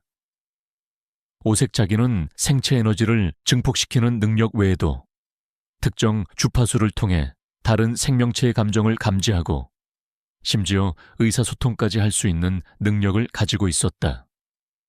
소미가 수진의 감정을 읽고 위로했던 것은 단순한 교감이 아니라 오색 자기의 힘에 의한 것이었다. 수진은 소미와 함께 오색 자기를 연구하기 시작했다. 그녀는 오색 자기를 통해 소미의 기억을 읽을 수 있다는 것을 깨달았다. 소미의 기억 속에는 부모님의 마지막 모습, 그리고 소미를 데리고 사라졌던 검은 그림자 조직원들의 얼굴이 선명하게 남아 있었다. 그들의 얼굴은 가면으로 가려져 있었지만 그녀는 그들의 특징을 기억할 수 있었다. 김 팀장, 소미의 기억 속에 검은 그림자 조직원들의 모습이 있습니다. 그들을 찾아야 합니다. 수진의 목소리는 단호했다. 민주는 수진의 말을 듣고 놀랐다. 오색 자기가 그런 능력까지 가지고 있었다니. 그는 소미의 기억을 바탕으로 조직원들의 신원을 파악하고 그들의 봉어지를 알아내기로 했다. 그들은 이정훈 형사와 함께 검은 그림자 조직원들을 추적하기 시작했다. 소미의 기억은 정확했다. 그들은 소미의 기억을 바탕으로 조직원들의 특징을 파악하고 그들의 행방을 쫓았다. 추적은 쉽지 않았다. 검은 그림자는 철저하게 자신들의 흔적을 지우는 조직이었다. 하지만 수진은 포기하지 않았다. 그녀는 부모님의 복수를 위해, 그리고 소미의 진실을 밝히기 위해 끝까지 싸울 것이었다. 그녀의 눈빛은 더욱 강렬해졌고 그녀의 행동은 더욱 대담해졌다. 그녀는 더 이상 냉혹한 CEO가 아니었다. 그녀는 정의를 위해 싸우는 용감한 전사였다. 그녀의 곁에는 민준과 소미가 있었다. 그들은 함께 이 거대한 어둠의 그림자에 맞서 싸울 것이었다. 김민준 팀장과 배수진 상무의 검은 그림자 추적은 갈수록 미궁 속으로 빠져들었다. 소미의 기억은 파편적이었지만 그 속에는 어둠의 조직원들의 특징과 그들의 봉어지로 추정되는 장소에 대한 단서가 숨겨져 있었다. 수진은 소미의 기억을 토대로 생체 에너지 전송 시스템과 오색 자기에 대한 부모님의 연구를 더욱 심층적으로 파고들었다. 그녀는 이 기술이 단순한 에너지 전송을 넘어 생명체의 기억과 감정을 읽고 심지어 조작할 수 있는 위험한 잠재력을 가지고 있다는 것을 알게 되었다. 박인성 회장과 검은 그림자는 바로 이 기술을 악용하려 했던 것이다. 이정훈 형사는 민준과 수진이 제공한 정보를 바탕으로 검은 그림자의 실체에 더 깊이 접근했다. 그는 NIS 내부에서도 검은 그림자와 연루된 세력이 있다는 것을 감지했다. 내부의 적은 가장 위험한 적이었다. 그는 수진과 민준에게 극도의 조심을 당부했다. 어느 날 밤 수진은 소미를 품에 안고 부모님의 낡은 연구 노트를 살피고 있었다.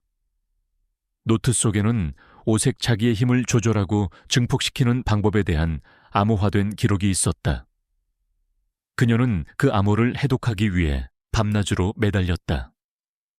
소미는 그녀의 옆에서 조용히 숨을 쉬며 그녀에게 따뜻한 온기를 전해주었다. 그때 수진의 휴대폰이 울렸다. 이정훈 형사였다. 배 상무님, 큰일 났습니다. 박인성 회장이 병원에서 탈출했습니다. 그리고 NIS 내부에도 검은 그림자와 연루된 자들이 있습니다. 그들이 상무님을 노리고 있을 겁니다. 당장 피신하십시오. 이정훈 형사의 목소리는 다급했다. 수진은 경악했다. 박인성 회장이 탈출했다니. 그리고 NIS 내부에 배신자가 있다니.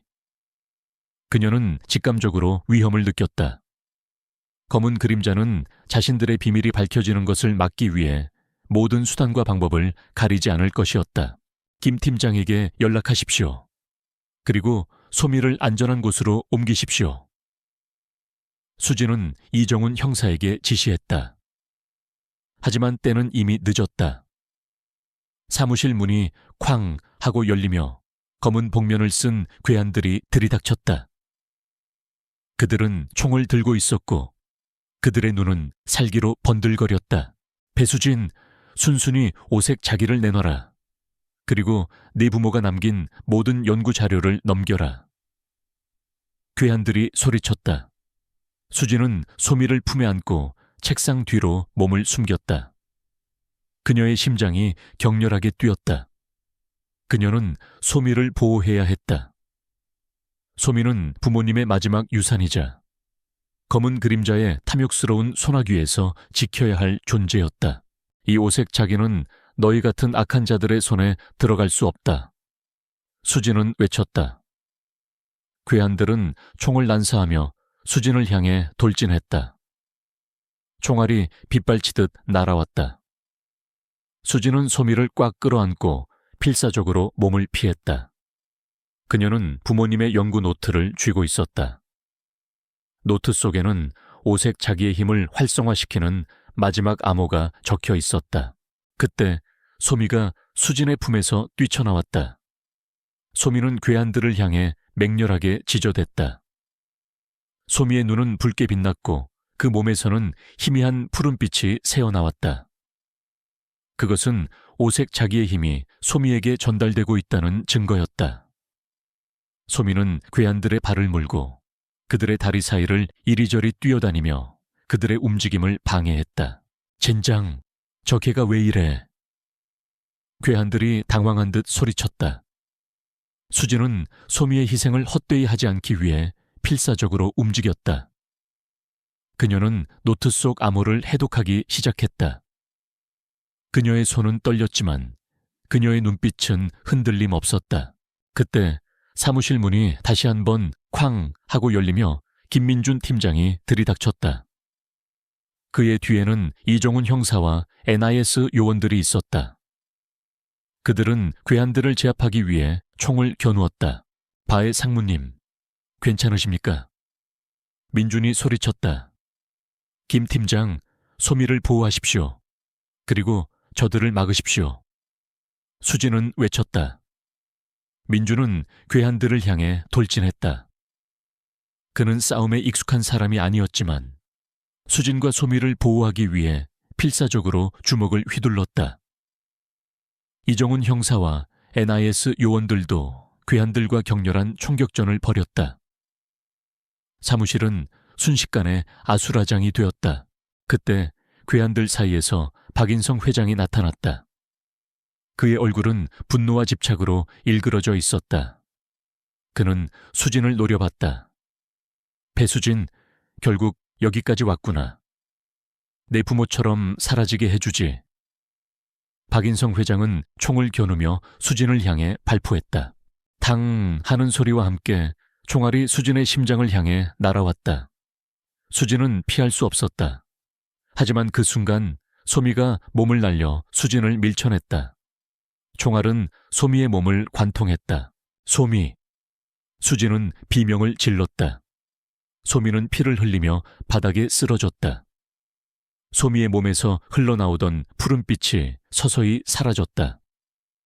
소미는 고통스러운 신음과 함께 눈을 감았다.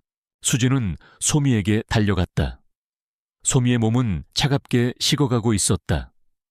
그녀는 소미의 이름을 부르며 오열했다. 그녀의 눈물은 소미의 털을 적셨다. 소미는 그녀의 유일한 가족이자 친구였다. 그녀는 소미마저 잃었다는 사실에 절망했다. 박인성, 내 놈은 인간도 아니다. 감히 소미마저. 수진은 분노에 휩싸여 박인성 회장을 노려봤다. 그녀의 눈빛은 이글거렸다. 박인성 회장은 비웃었다. 겨우 개 한 마리 죽었다고 발작을 하는군. 오색, 자기는 나의 것이다. 그 힘은 나의 것이 될 것이다.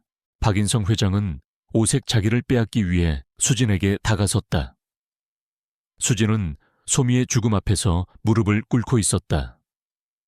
그녀는 아무것도 할 수 없었다.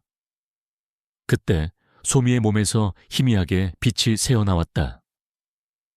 소미의 몸은 오색 자기의 빛을 흡수하고 있었다. 수진은 소미의 몸에 손을 얹었다. 소미의 몸은 뜨거웠다. 그녀는 소미의 마지막 숨결 속에서 어떤 메시지를 느꼈다. 힘을 사용해. 수진은 오색 자기를 움켜쥐었다. 그녀의 손에서 오색 자기가 뜨겁게 타오르는 듯했다. 그녀는 소미가 남긴 마지막 힘을 느꼈다. 소미는 오색 자기를 통해 자신의 모든 생체 에너지를 수진에게 전송했던 것이다. 수진은 오색 자기를 높이 들었다. 오색 자기에서 뿜어져 나오는 5가지 색깔의 빛이 사무실을 환하게 밝혔다. 빛은 강렬했고 그 빛을 본 괴한들은 눈을 가리고 뒤로 물러섰다. 박인성 회장 역시 빛의 힘에 놀란 듯 뒷걸음질 쳤다. 이것이 오색 자기의 진정한 힘이다. 수진은 외쳤다. 그녀의 목소리는 힘찼고 그 안에는 분노와 함께 어떤 초월적인 기운이 담겨 있었다. 그녀는 오색 자기의 힘을 사용하여 박인성 회장을 향해 빛을 발사했다. 빛은 박인성 회장의 몸을 관통했고 박인성 회장은 고통스러운 비명을 지르며 쓰러졌다. 그의 몸은 마비된 듯 움직이지 못했다. 말도 안 돼. 저 계집애가 오색 자기의 힘을 사용하다니. 박인성 회장은 믿을 수 없다는 듯 중얼거렸다. 나머지 괴한들은 박인성 회장이 쓰러지는 것을 보고 혼비백산하여 도망치기 시작했다. 민준과 이정훈 형사, 그리고 NIS 요원들은 도망치는 괴한들을 추격하여 모두 체포했다. 사무실은 다시 조용해졌다. 수진은 소미에게 달려갔다. 소미는 여전히 숨을 쉬지 않았다. 그녀는 소미의 머리를 쓰다듬었다. 소미의 몸은 차갑게 식어 있었지만 그녀는 소미의 영혼이 자신과 함께하고 있다고 느꼈다. 소미는 그녀에게 자신의 모든 것을 주었다. 민주는 수진에게 다가왔다. 그의 얼굴에는 걱정과 슬픔이 가득했다. 상무님, 괜찮으십니까? 수진은 고개를 끄덕였다. 그녀의 눈은 붉게 충혈되어 있었지만 그녀의 눈빛은 강철처럼 단단했다. 괜찮습니다. 소미가 저에게 마지막 힘을 주었습니다. 이제 저는 검은 그림자의 실체를 세상에 밝히고 부모님과 소미의 복수를 할 겁니다. 이정훈 형사는 수진에게 다가와 박인성 회장을 체포했다고 알렸다.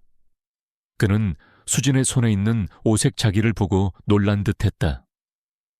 배 상무님, 그 힘은 이것이 제 부모님이 남긴 유산입니다. 그리고 소미가 저에게 준 마지막 선물입니다. 이제 저는 이 힘을 사용하여 세상을 악으로부터 지킬 겁니다. 수진은 단호하게 말했다. 그녀는 소미의 작은 몸을 안고 일어섰다.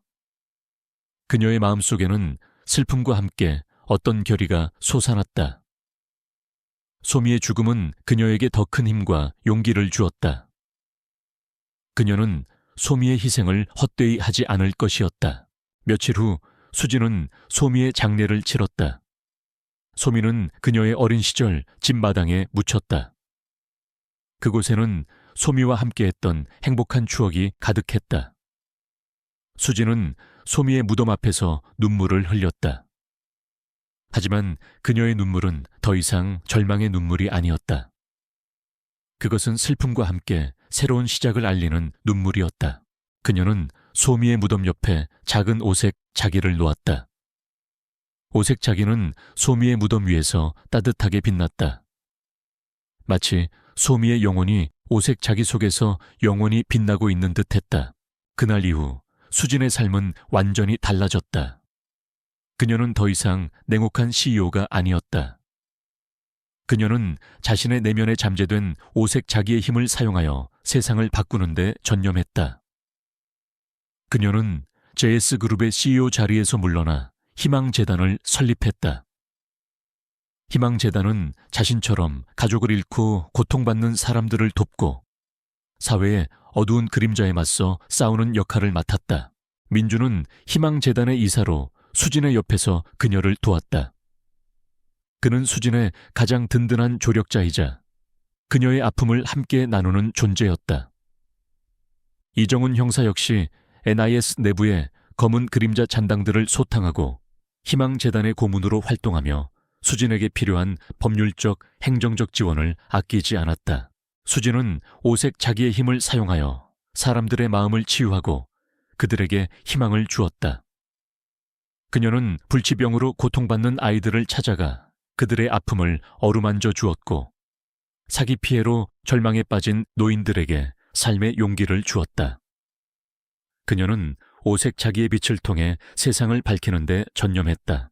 교문 그림자는 수진의 활동을 방해하려 했지만 수진은 더 이상 두렵지 않았다.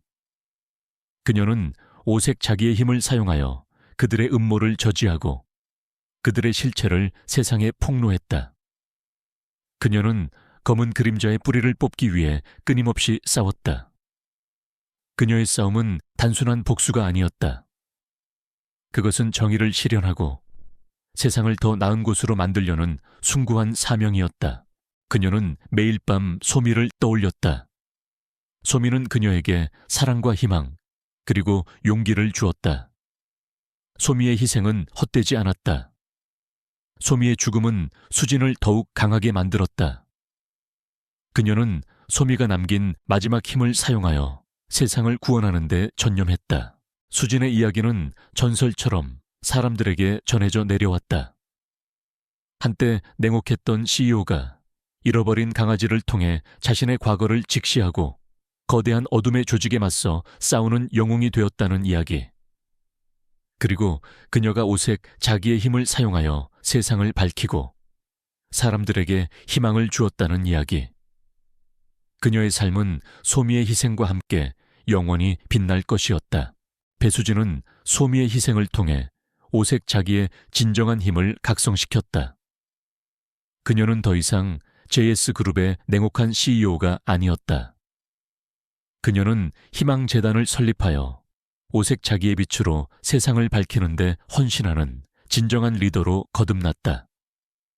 그녀의 옆에는 김민준 이사가 든든한 조력자로 이정훈 형사와 NIS가 검은 그림자 잔당 소탕에 힘을 보탰다. 그러나 검은 그림자의 뿌리는 생각보다 깊었고 그들의 방역은 예상치 못한 방향에서 시작되었다. 수진은 희망재단의 활동을 통해 사회 곳곳의 어둠을 치유했다. 그녀는 오색 자기의 힘을 사용하여 불치병에 시달리는 아이들의 고통을 덜어주고 사기 피해로 절망에 빠진 노인들에게 다시 일어설 용기를 주었다. 그녀의 이야기는 언론을 통해 널리 퍼져나갔고 많은 사람들이 희망재단에 동참하며 그녀의 숭고한 뜻을 지지했다. 하지만 이러한 선한 영향력은 검은 그림자의 심기를 불편하게 만들었다. 그들은 자신들의 비밀스러운 존재가 세상에 드러나는 것을 극도로 경계했다. 어느 날 희망재단이 후원하는 보육원에서 원인을 알 수 없는 화재가 발생했다. 아이들은 다행히 모두 대피했지만 보육원은 순식간에 잿더미가 되었다. 수진은 보육원의 폐허 앞에서 무릎을 꿇었다. 그녀는 아이들의 보금자리를 파괴한 검은 그림자의 잔혹함에 분노했다. 상무님, 이것은 검은 그림자의 경고입니다. 그들이 상무님의 활동을 방해하려 합니다. 민준이 굳은 얼굴로 말했다. 수진은 주먹을 꽉 쥐었다. 절대 포기하지 않을 겁니다. 아이들의 희망을 짓밟는 자들은 결코 용서하지 않을 겁니다. 그녀의 눈빛은 이글거렸다. 수진은 오색 자기의 힘을 사용하여 화재 현장을 조사했다. 오색 자기는 화재 현장에서 희미하게 남아있는 검은 그림자, 조직원들의 잔류 에너지를 감지했다. 그들은 특정 주파수를 사용하여 화재를 일으키고 증거를 인멸했던 것이다. 수진은 그들의 잔류 에너지를 추적하여 그들의 봉어지를 알아내기로 결심했다. 민주는 수진의 계획에 우려를 표했다. 상무님, 너무 위험합니다. 그들의 봉어지에 직접 들어가는 것은 자살 행위나 다름없습니다. 위험을 감수해야 합니다. 더 이상 무고한 사람들이 다치게 둘 수 없습니다. 소미의 희생을 헛되이 하지 않을 겁니다. 수진의 목소리는 단호했다. 이종훈 형사는 NIS 내부의 검은 그림자 잔당들을 소탕하는 데 성공했다. 그는 검은 그림자의 핵심 인물이 박인성 회장의 오른팔이었던 검은 그림자의 지부장 강철웅이라는 사실을 알아냈다. 강철웅은 박인성 회장이 체포된 후 검은 그림자의 새로운 리더가 되어 수진에게 복수하려 했던 것이다. 바의 상무님, 강철웅은 매우 잔인하고 치밀한 인물입니다. 그는 당신의 부모님 사고에도 직접적으로 연루되어 있습니다. 조심하십시오. 이정훈 형사가 경고했다. 수진은 오색 자기의 힘을 사용하여 강철웅의 잔류 에너지를 추적했다. 잔류 에너지는 서울 외곽의 오래된 폐공장으로 이어졌다. 그곳이 바로 검은 그림자의 새로운 봉어지였다. 수진은 민준, 이정훈 형사, 그리고 NIS 특수팀과 함께 폐공장으로 향했다. 폐공장은 음침하고 거대한 그림자를 들이우고 있었다. 낡은 철문은 녹슬어 있었고 창문은 깨져 있었다. 그 안에서는 퀴퀴한 소의 냄새와 함께 어떤 불길한 기운이 뿜어져 나왔다. 그들은 조심스럽게 폐공장 안으로 진입했다. 내부에는 낡은 기계들과 실험 장비들이 어지럽게 널려 있었다. 이곳이 검은 그림자가 생체 에너지 전송 시스템을 연구하고 악용하려는 비밀 연구실임을 짐작할 수 있었다. 이곳이 그들의 심장부입니다. 수진이 나지막이 말했다. 그녀의 손에는 오색 자기가 들려 있었다. 오색 자기는 희미하게 빛나며 주변의 에너지를 감지하고 있었다. 그때 갑자기 쾅 하는 소리와 함께 철문이 닫혔다. 그들은 덫에 걸린 것이었다. 사방에서 괴한들이 나타났다. 그들은 검은 복면을 쓰고 있었고 총을 들고 있었다. 그들 사이에는 강철웅이 서 있었다. 그의 얼굴에는 비웃음이 걸려 있었다. 배수진, 결국 여기까지 왔군. 내 부모처럼 어리석은 짓을 하는군. 강철웅이 조롱하듯 말했다. 수진은 강철웅을 노려봤다. 강철웅, 내 놈이 내 부모님을 죽였나? 소미마저 빼앗아갔나? 그녀의 목소리는 분노로 떨렸다. 강철웅은 비웃었다. 내 부모는 우리의 계획을 방해했어. 그리고 그 개는 우리가 오색 자기의 힘을 연구하는 데 필요한 실험 대상이었을 뿐이다. 지금의 그 개는 우리의 실패작이지. 수진은 소미가 단순한 실패작이 아니라 자신을 지키기 위해 희생한 존재임을 알고 있었다. 그녀는 강철웅의 말에 더욱 분노했다. 내 놈은 인간도 아니다.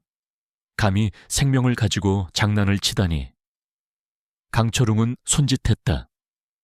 괴한들이 수진과 민준, 그리고 NIS 특수팀을 향해 달려들었다. 격렬한 싸움이 시작되었다. 총소리와 비명소리가 폐공장을 가득 채웠다. 수진은 오색 자기의 힘을 사용하여 괴한들을 제압했다. 그녀의 몸에서는 오색 자기의 빛이 뿜어져 나왔고 그 빛은 괴한들을 마비시켰다. 하지만 강철웅은 달랐다. 그는 수진의 힘에 영향을 받지 않았다. 그는 오색 자기의 힘에 대항하는 어떤 장치를 가지고 있는 듯했다. 오색 자기의 힘은 내게 통하지 않는다. 나는 네 부모의 연구를 통해 너보다 더 강력한 힘을 손에 넣었다.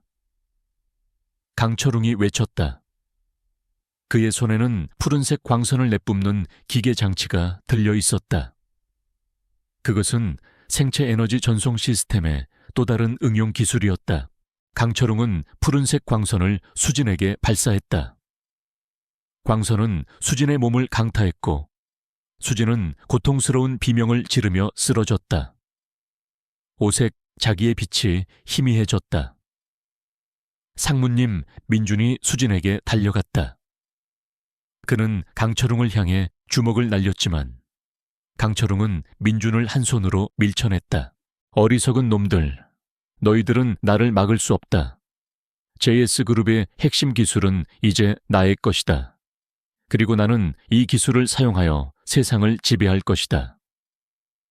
강철웅은 광기 어린 웃음을 터뜨렸다. 그때 수진의 눈에 소미의 환영이 스쳐 지나갔다. 소미는 그녀를 향해 미소 짓고 있었다. 소미의 눈빛은 그녀에게 용기와 희망을 주었다. 수진은 소미의 희생을 헛되이 하지 않을 것이라고 다짐했다. 수진은 간신히 몸을 일으켰다. 그녀는 오색 자기를 꽉 움켜쥐었다. 그녀는 소미가 남긴 마지막 힘을 느꼈다. 소미는 그녀에게 오색 자기의 진정한 사용법을 알려주는 듯했다. 오색 자기는 단순히 에너지를 전송하는 것이 아니라 특정 주파수를 통해 생명체의 정신 에너지를 증폭시킬 수 있는 능력을 가지고 있었다. 소미는 자신의 정신 에너지를 오색 자기를 통해 수진에게 전달했던 것이다. 수진은 오색 자기의 힘을 사용하여 강철웅의 정신에 침투했다. 강철웅의 머릿속에는 어둠과 탐욕, 그리고 과거의 악행들이 파노라마처럼 펼쳐졌다. 강철웅은 수진의 부모님을 살해하고 소미를 납치했던 그날의 기억을 다시 떠올렸다. 그는 공포에 질려 비명을 질렀다. 이게 무슨 짓이야? 내 머릿속에서 나가. 강철웅은 자신의 머리를 부여잡고 고통스러워했다. 수진은 강철웅의 정신을 파고들며 그의 모든 악행을 세상에 드러내려 했다. 그녀는 강철웅의 정신 에너지를 역이용하여 그가 가지고 있던 생체 에너지 전송 시스템의 비밀을 알아냈다. 강철웅은 그 시스템을 사용하여 사람들의 정신을 조작하고 자신들의 목적에 이용하려 했던 것이다. 내 놈의 모든 악행은 세상에 밝혀질 것이다. 내 놈은 결코 나의 부모님과 소미의 희생을 헛되이 할 수 없다. 수진은 외쳤다. 강철웅은 극심한 고통에 몸부림쳤다. 그의 얼굴은 피로 물들었고 그의 눈에서는 피눈물이 흘러내렸다. 그의 몸은 마비된 듯 움직이지 못했다. 그때 민준과 이정훈 형사가 강철웅에게 달려들어 그를 제압했다. 그들은 강철웅의 손에서 푸른색 광선을 내뿜는 기계 장치를 빼앗았다.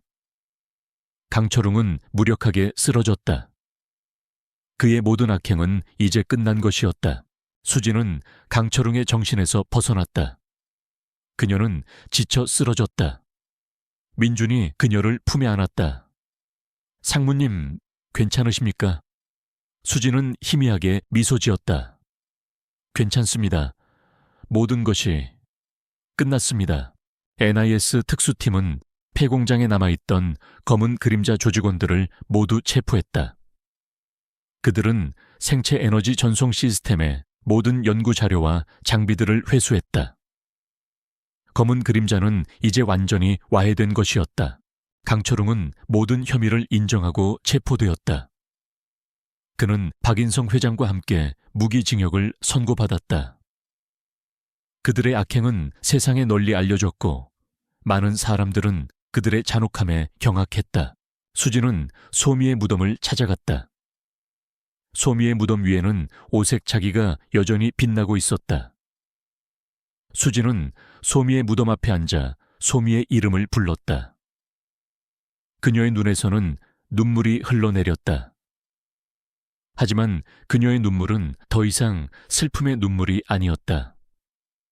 그것은 안도감과 함께 감사함이 담긴 눈물이었다. 소미는 그녀에게 모든 것을 주었다. 소미는 그녀의 삶을 변화시켰고 그녀에게 진정한 행복을 안겨주었다. 민주는 수진의 곁에 조용히 앉았다. 그는 수진의 손을 잡았다.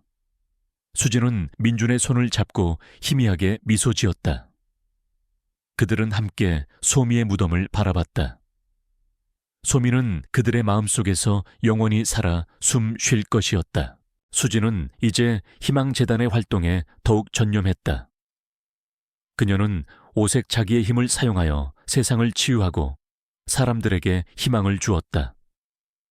그녀는 검은 그림자가 남긴 상처를 지우기 위해 노력했다. 그녀는 자신의 삶을 사회에 환원하고 더 나은 세상을 만드는 데 기여했다. 그녀의 이야기는 전설처럼 사람들에게 전해져 내려왔다. 한때 냉혹했던 CEO가 잃어버린 강아지를 통해 자신의 과거를 직시하고 거대한 어둠의 조직에 맞서 싸우는 영웅이 되었다는 이야기. 그리고 그녀가 오색 자기의 힘을 사용하여 세상을 밝히고 사람들에게 희망을 주었다는 이야기. 그녀의 삶은 소미의 희생과 함께 영원히 빛날 것이었다. JS그룹은 수진의 희생과 헌신에 감사하며 희망재단에 전폭적인 지원을 약속했다. JS그룹은 더 이상 탐욕스러운 기업이 아니었다. 그들은 사회적 책임을 다하고 세상을 이롭게 하는 기업으로 거듭났다. 수진은 민준과 함께 희망재단에 새로운 보유권을 건립했다. 보유권에는 소미의 이름을 딴 소미 도서관이 생겼다. 아이들은 소미 도서관에서 책을 읽고 꿈을 키웠다. 수진은 아이들에게 소미의 이야기를 들려주었다. 소미의 이야기는 아이들에게 용기와 희망을 주었다. 수진은 더 이상 혼자가 아니었다. 그녀의 곁에는 민준이 있었고 희망재단의 모든 사람들이 있었다.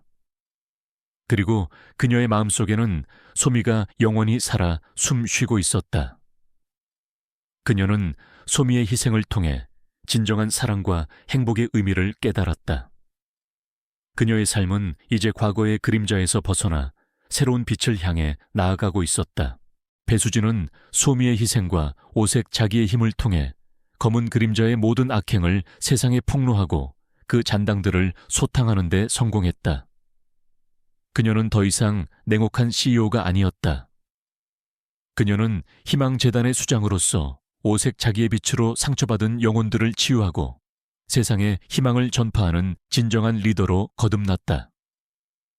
김민준 이사는 그녀의 가장 든든한 동반자이자 조력자로, 이정훈 형사와 NIS는 그녀의 활동을 후방에서 지원했다. 모든 악이 사라지고 수진의 삶에는 마침내 평화와 새로운 의미가 찾아온 듯했다. 희망재단은 전국 각지에 지부를 설립하며 활발한 활동을 이어갔다. 수진은 오색 자기의 힘을 사용하여 사람들의 마음 깊은 곳에 있는 상처를 어루만져 주었다.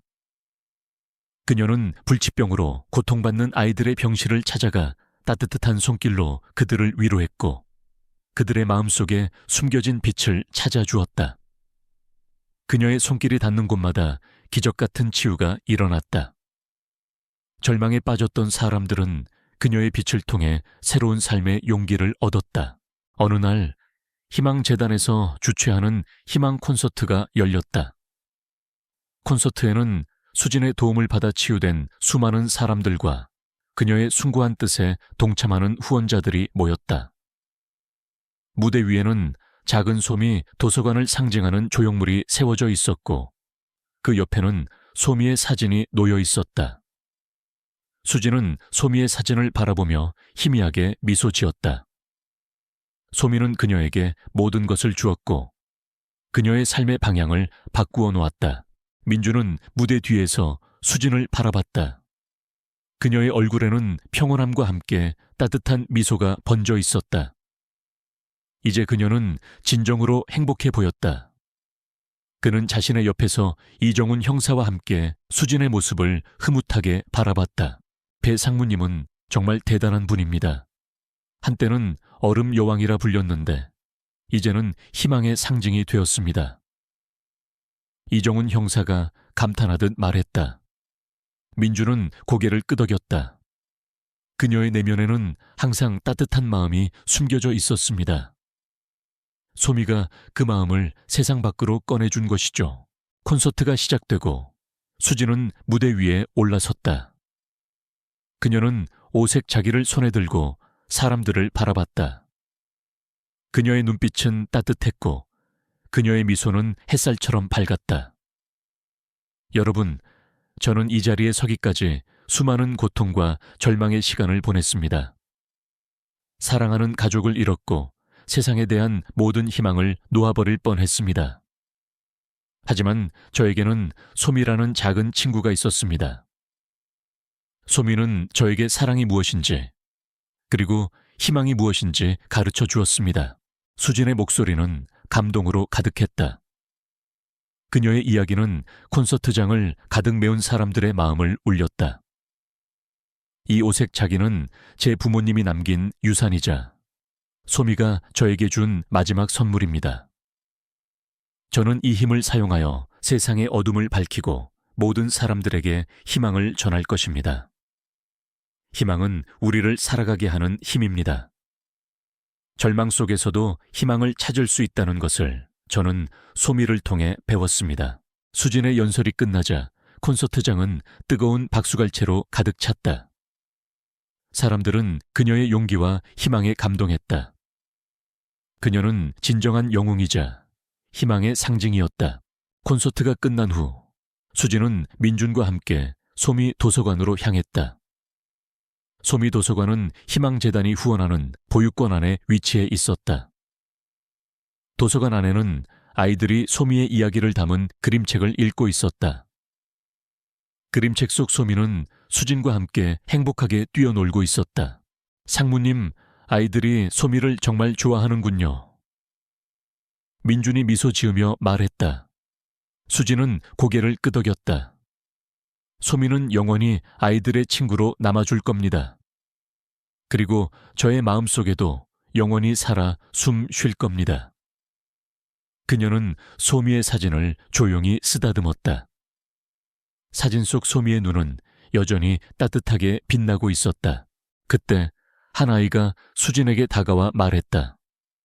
선생님, 저도 소미처럼 용감한 사람이 될래요. 그리고 선생님처럼 다른 사람들에게 희망을 주는 사람이 될 거예요. 수진은 아이의 머리를 쓰다듬었다.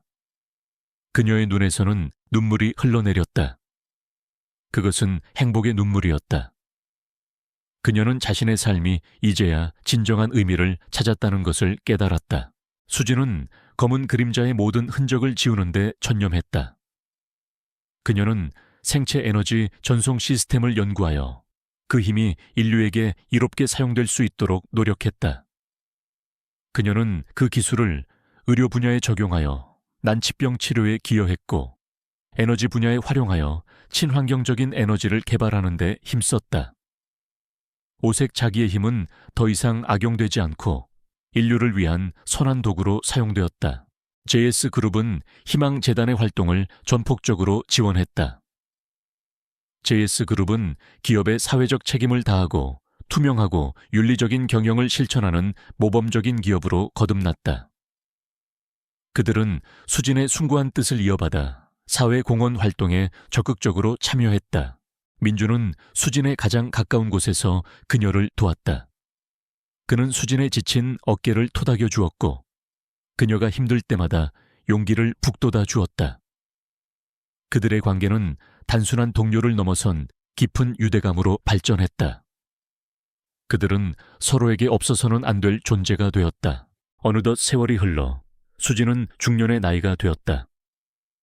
그녀의 머리에는 희끗희끗한 흰머리가 생겼지만 그녀의 눈빛은 여전히 빛났다.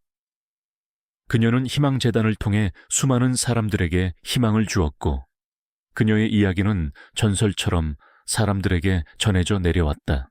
수진은 민준과 함께 소미의 무덤을 찾아갔다. 소미의 무덤 위에는 오색 자기가 여전히 빛나고 있었다. 소미의 무덤 주변에는 아름다운 꽃들이 만개해 있었다. 그곳은 평화롭고 아름다운 곳이었다. 소미, 내 덕분에 이 모든 것이 가능했어. 네가 없었다면 나는 아직도 어둠 속에 갇혀 있었을 거야. 고마워. 수진은 소미의 무덤에 손을 얹었다. 민주는 수진의 손을 잡았다. 상무님, 소미는 언제나 상무님 곁에 있을 겁니다. 상무님의 마음속에, 그리고 저희 모두의 마음속에 영원히 살아 숨 쉴 겁니다. 수진은 민준의 말에 미소 지었다. 그녀는 진정으로 행복했다. 그녀는 잃어버린 것을 통해 더 큰 것을 얻었다. 그녀는 사랑하는 가족을 잃었지만 더 큰 가족을 얻었다. 그녀는 돈을 잃었지만 그보다 훨씬 귀한 가치인 희망과 사랑을 얻었다. 그녀의 삶은 소미의 희생으로 시작된 새로운 여정이었다. 그녀는 소미의 죽음을 통해 진정한 삶의 의미를 깨달았고, 세상을 이롭게 하는데 자신의 삶을 바쳤다. 그녀는 더 이상 슬픔에 잠겨 있지 않았다. 그녀는 행복했고, 그녀의 삶은 아름답게 빛나고 있었다. 수진은 민준과 함께 소미의 무덤 앞에 앉아 해가 지는 것을 바라봤다. 붉은 노을이 하늘을 물들였고, 그 빛은 소미의 무덤 위에 있는 오색 자기에 반사되어 아름다운 빛을 뿜어냈다. 소미의 빛은 영원히 꺼지지 않을 것이었다. 그녀는 눈을 감고 깊은 숨을 들이쉬었다. 그녀의 마음은 평화로웠다. 그녀는 소미에게 약속했다. 그녀는 소미가 남긴 희망의 빛을 영원히 지켜나갈 것이라고. 그리고 그녀는 자신의 삶을 통해 많은 사람들에게 진정한 행복을 선물할 것이라고. 그녀의 이야기는 수많은 사람들의 가슴 속에 살아 숨쉬며 영원히 전해질 것이다. 한때 냉혹했던 CEO가 길 잃은 강아지를 통해 자신의 과거를 직시하고 거대한 어둠의 조직에 맞서 싸우는 영웅이 되었다는 이야기. 그리고 그녀가 오색 자기의 힘과 소미의 희생을 통해 세상에 희망을 전파하고 사랑과 치유의 상징이 되었다는 이야기. 그녀의 삶은 소미의 영원한 빛과 함께 아름답게 마무리되었다.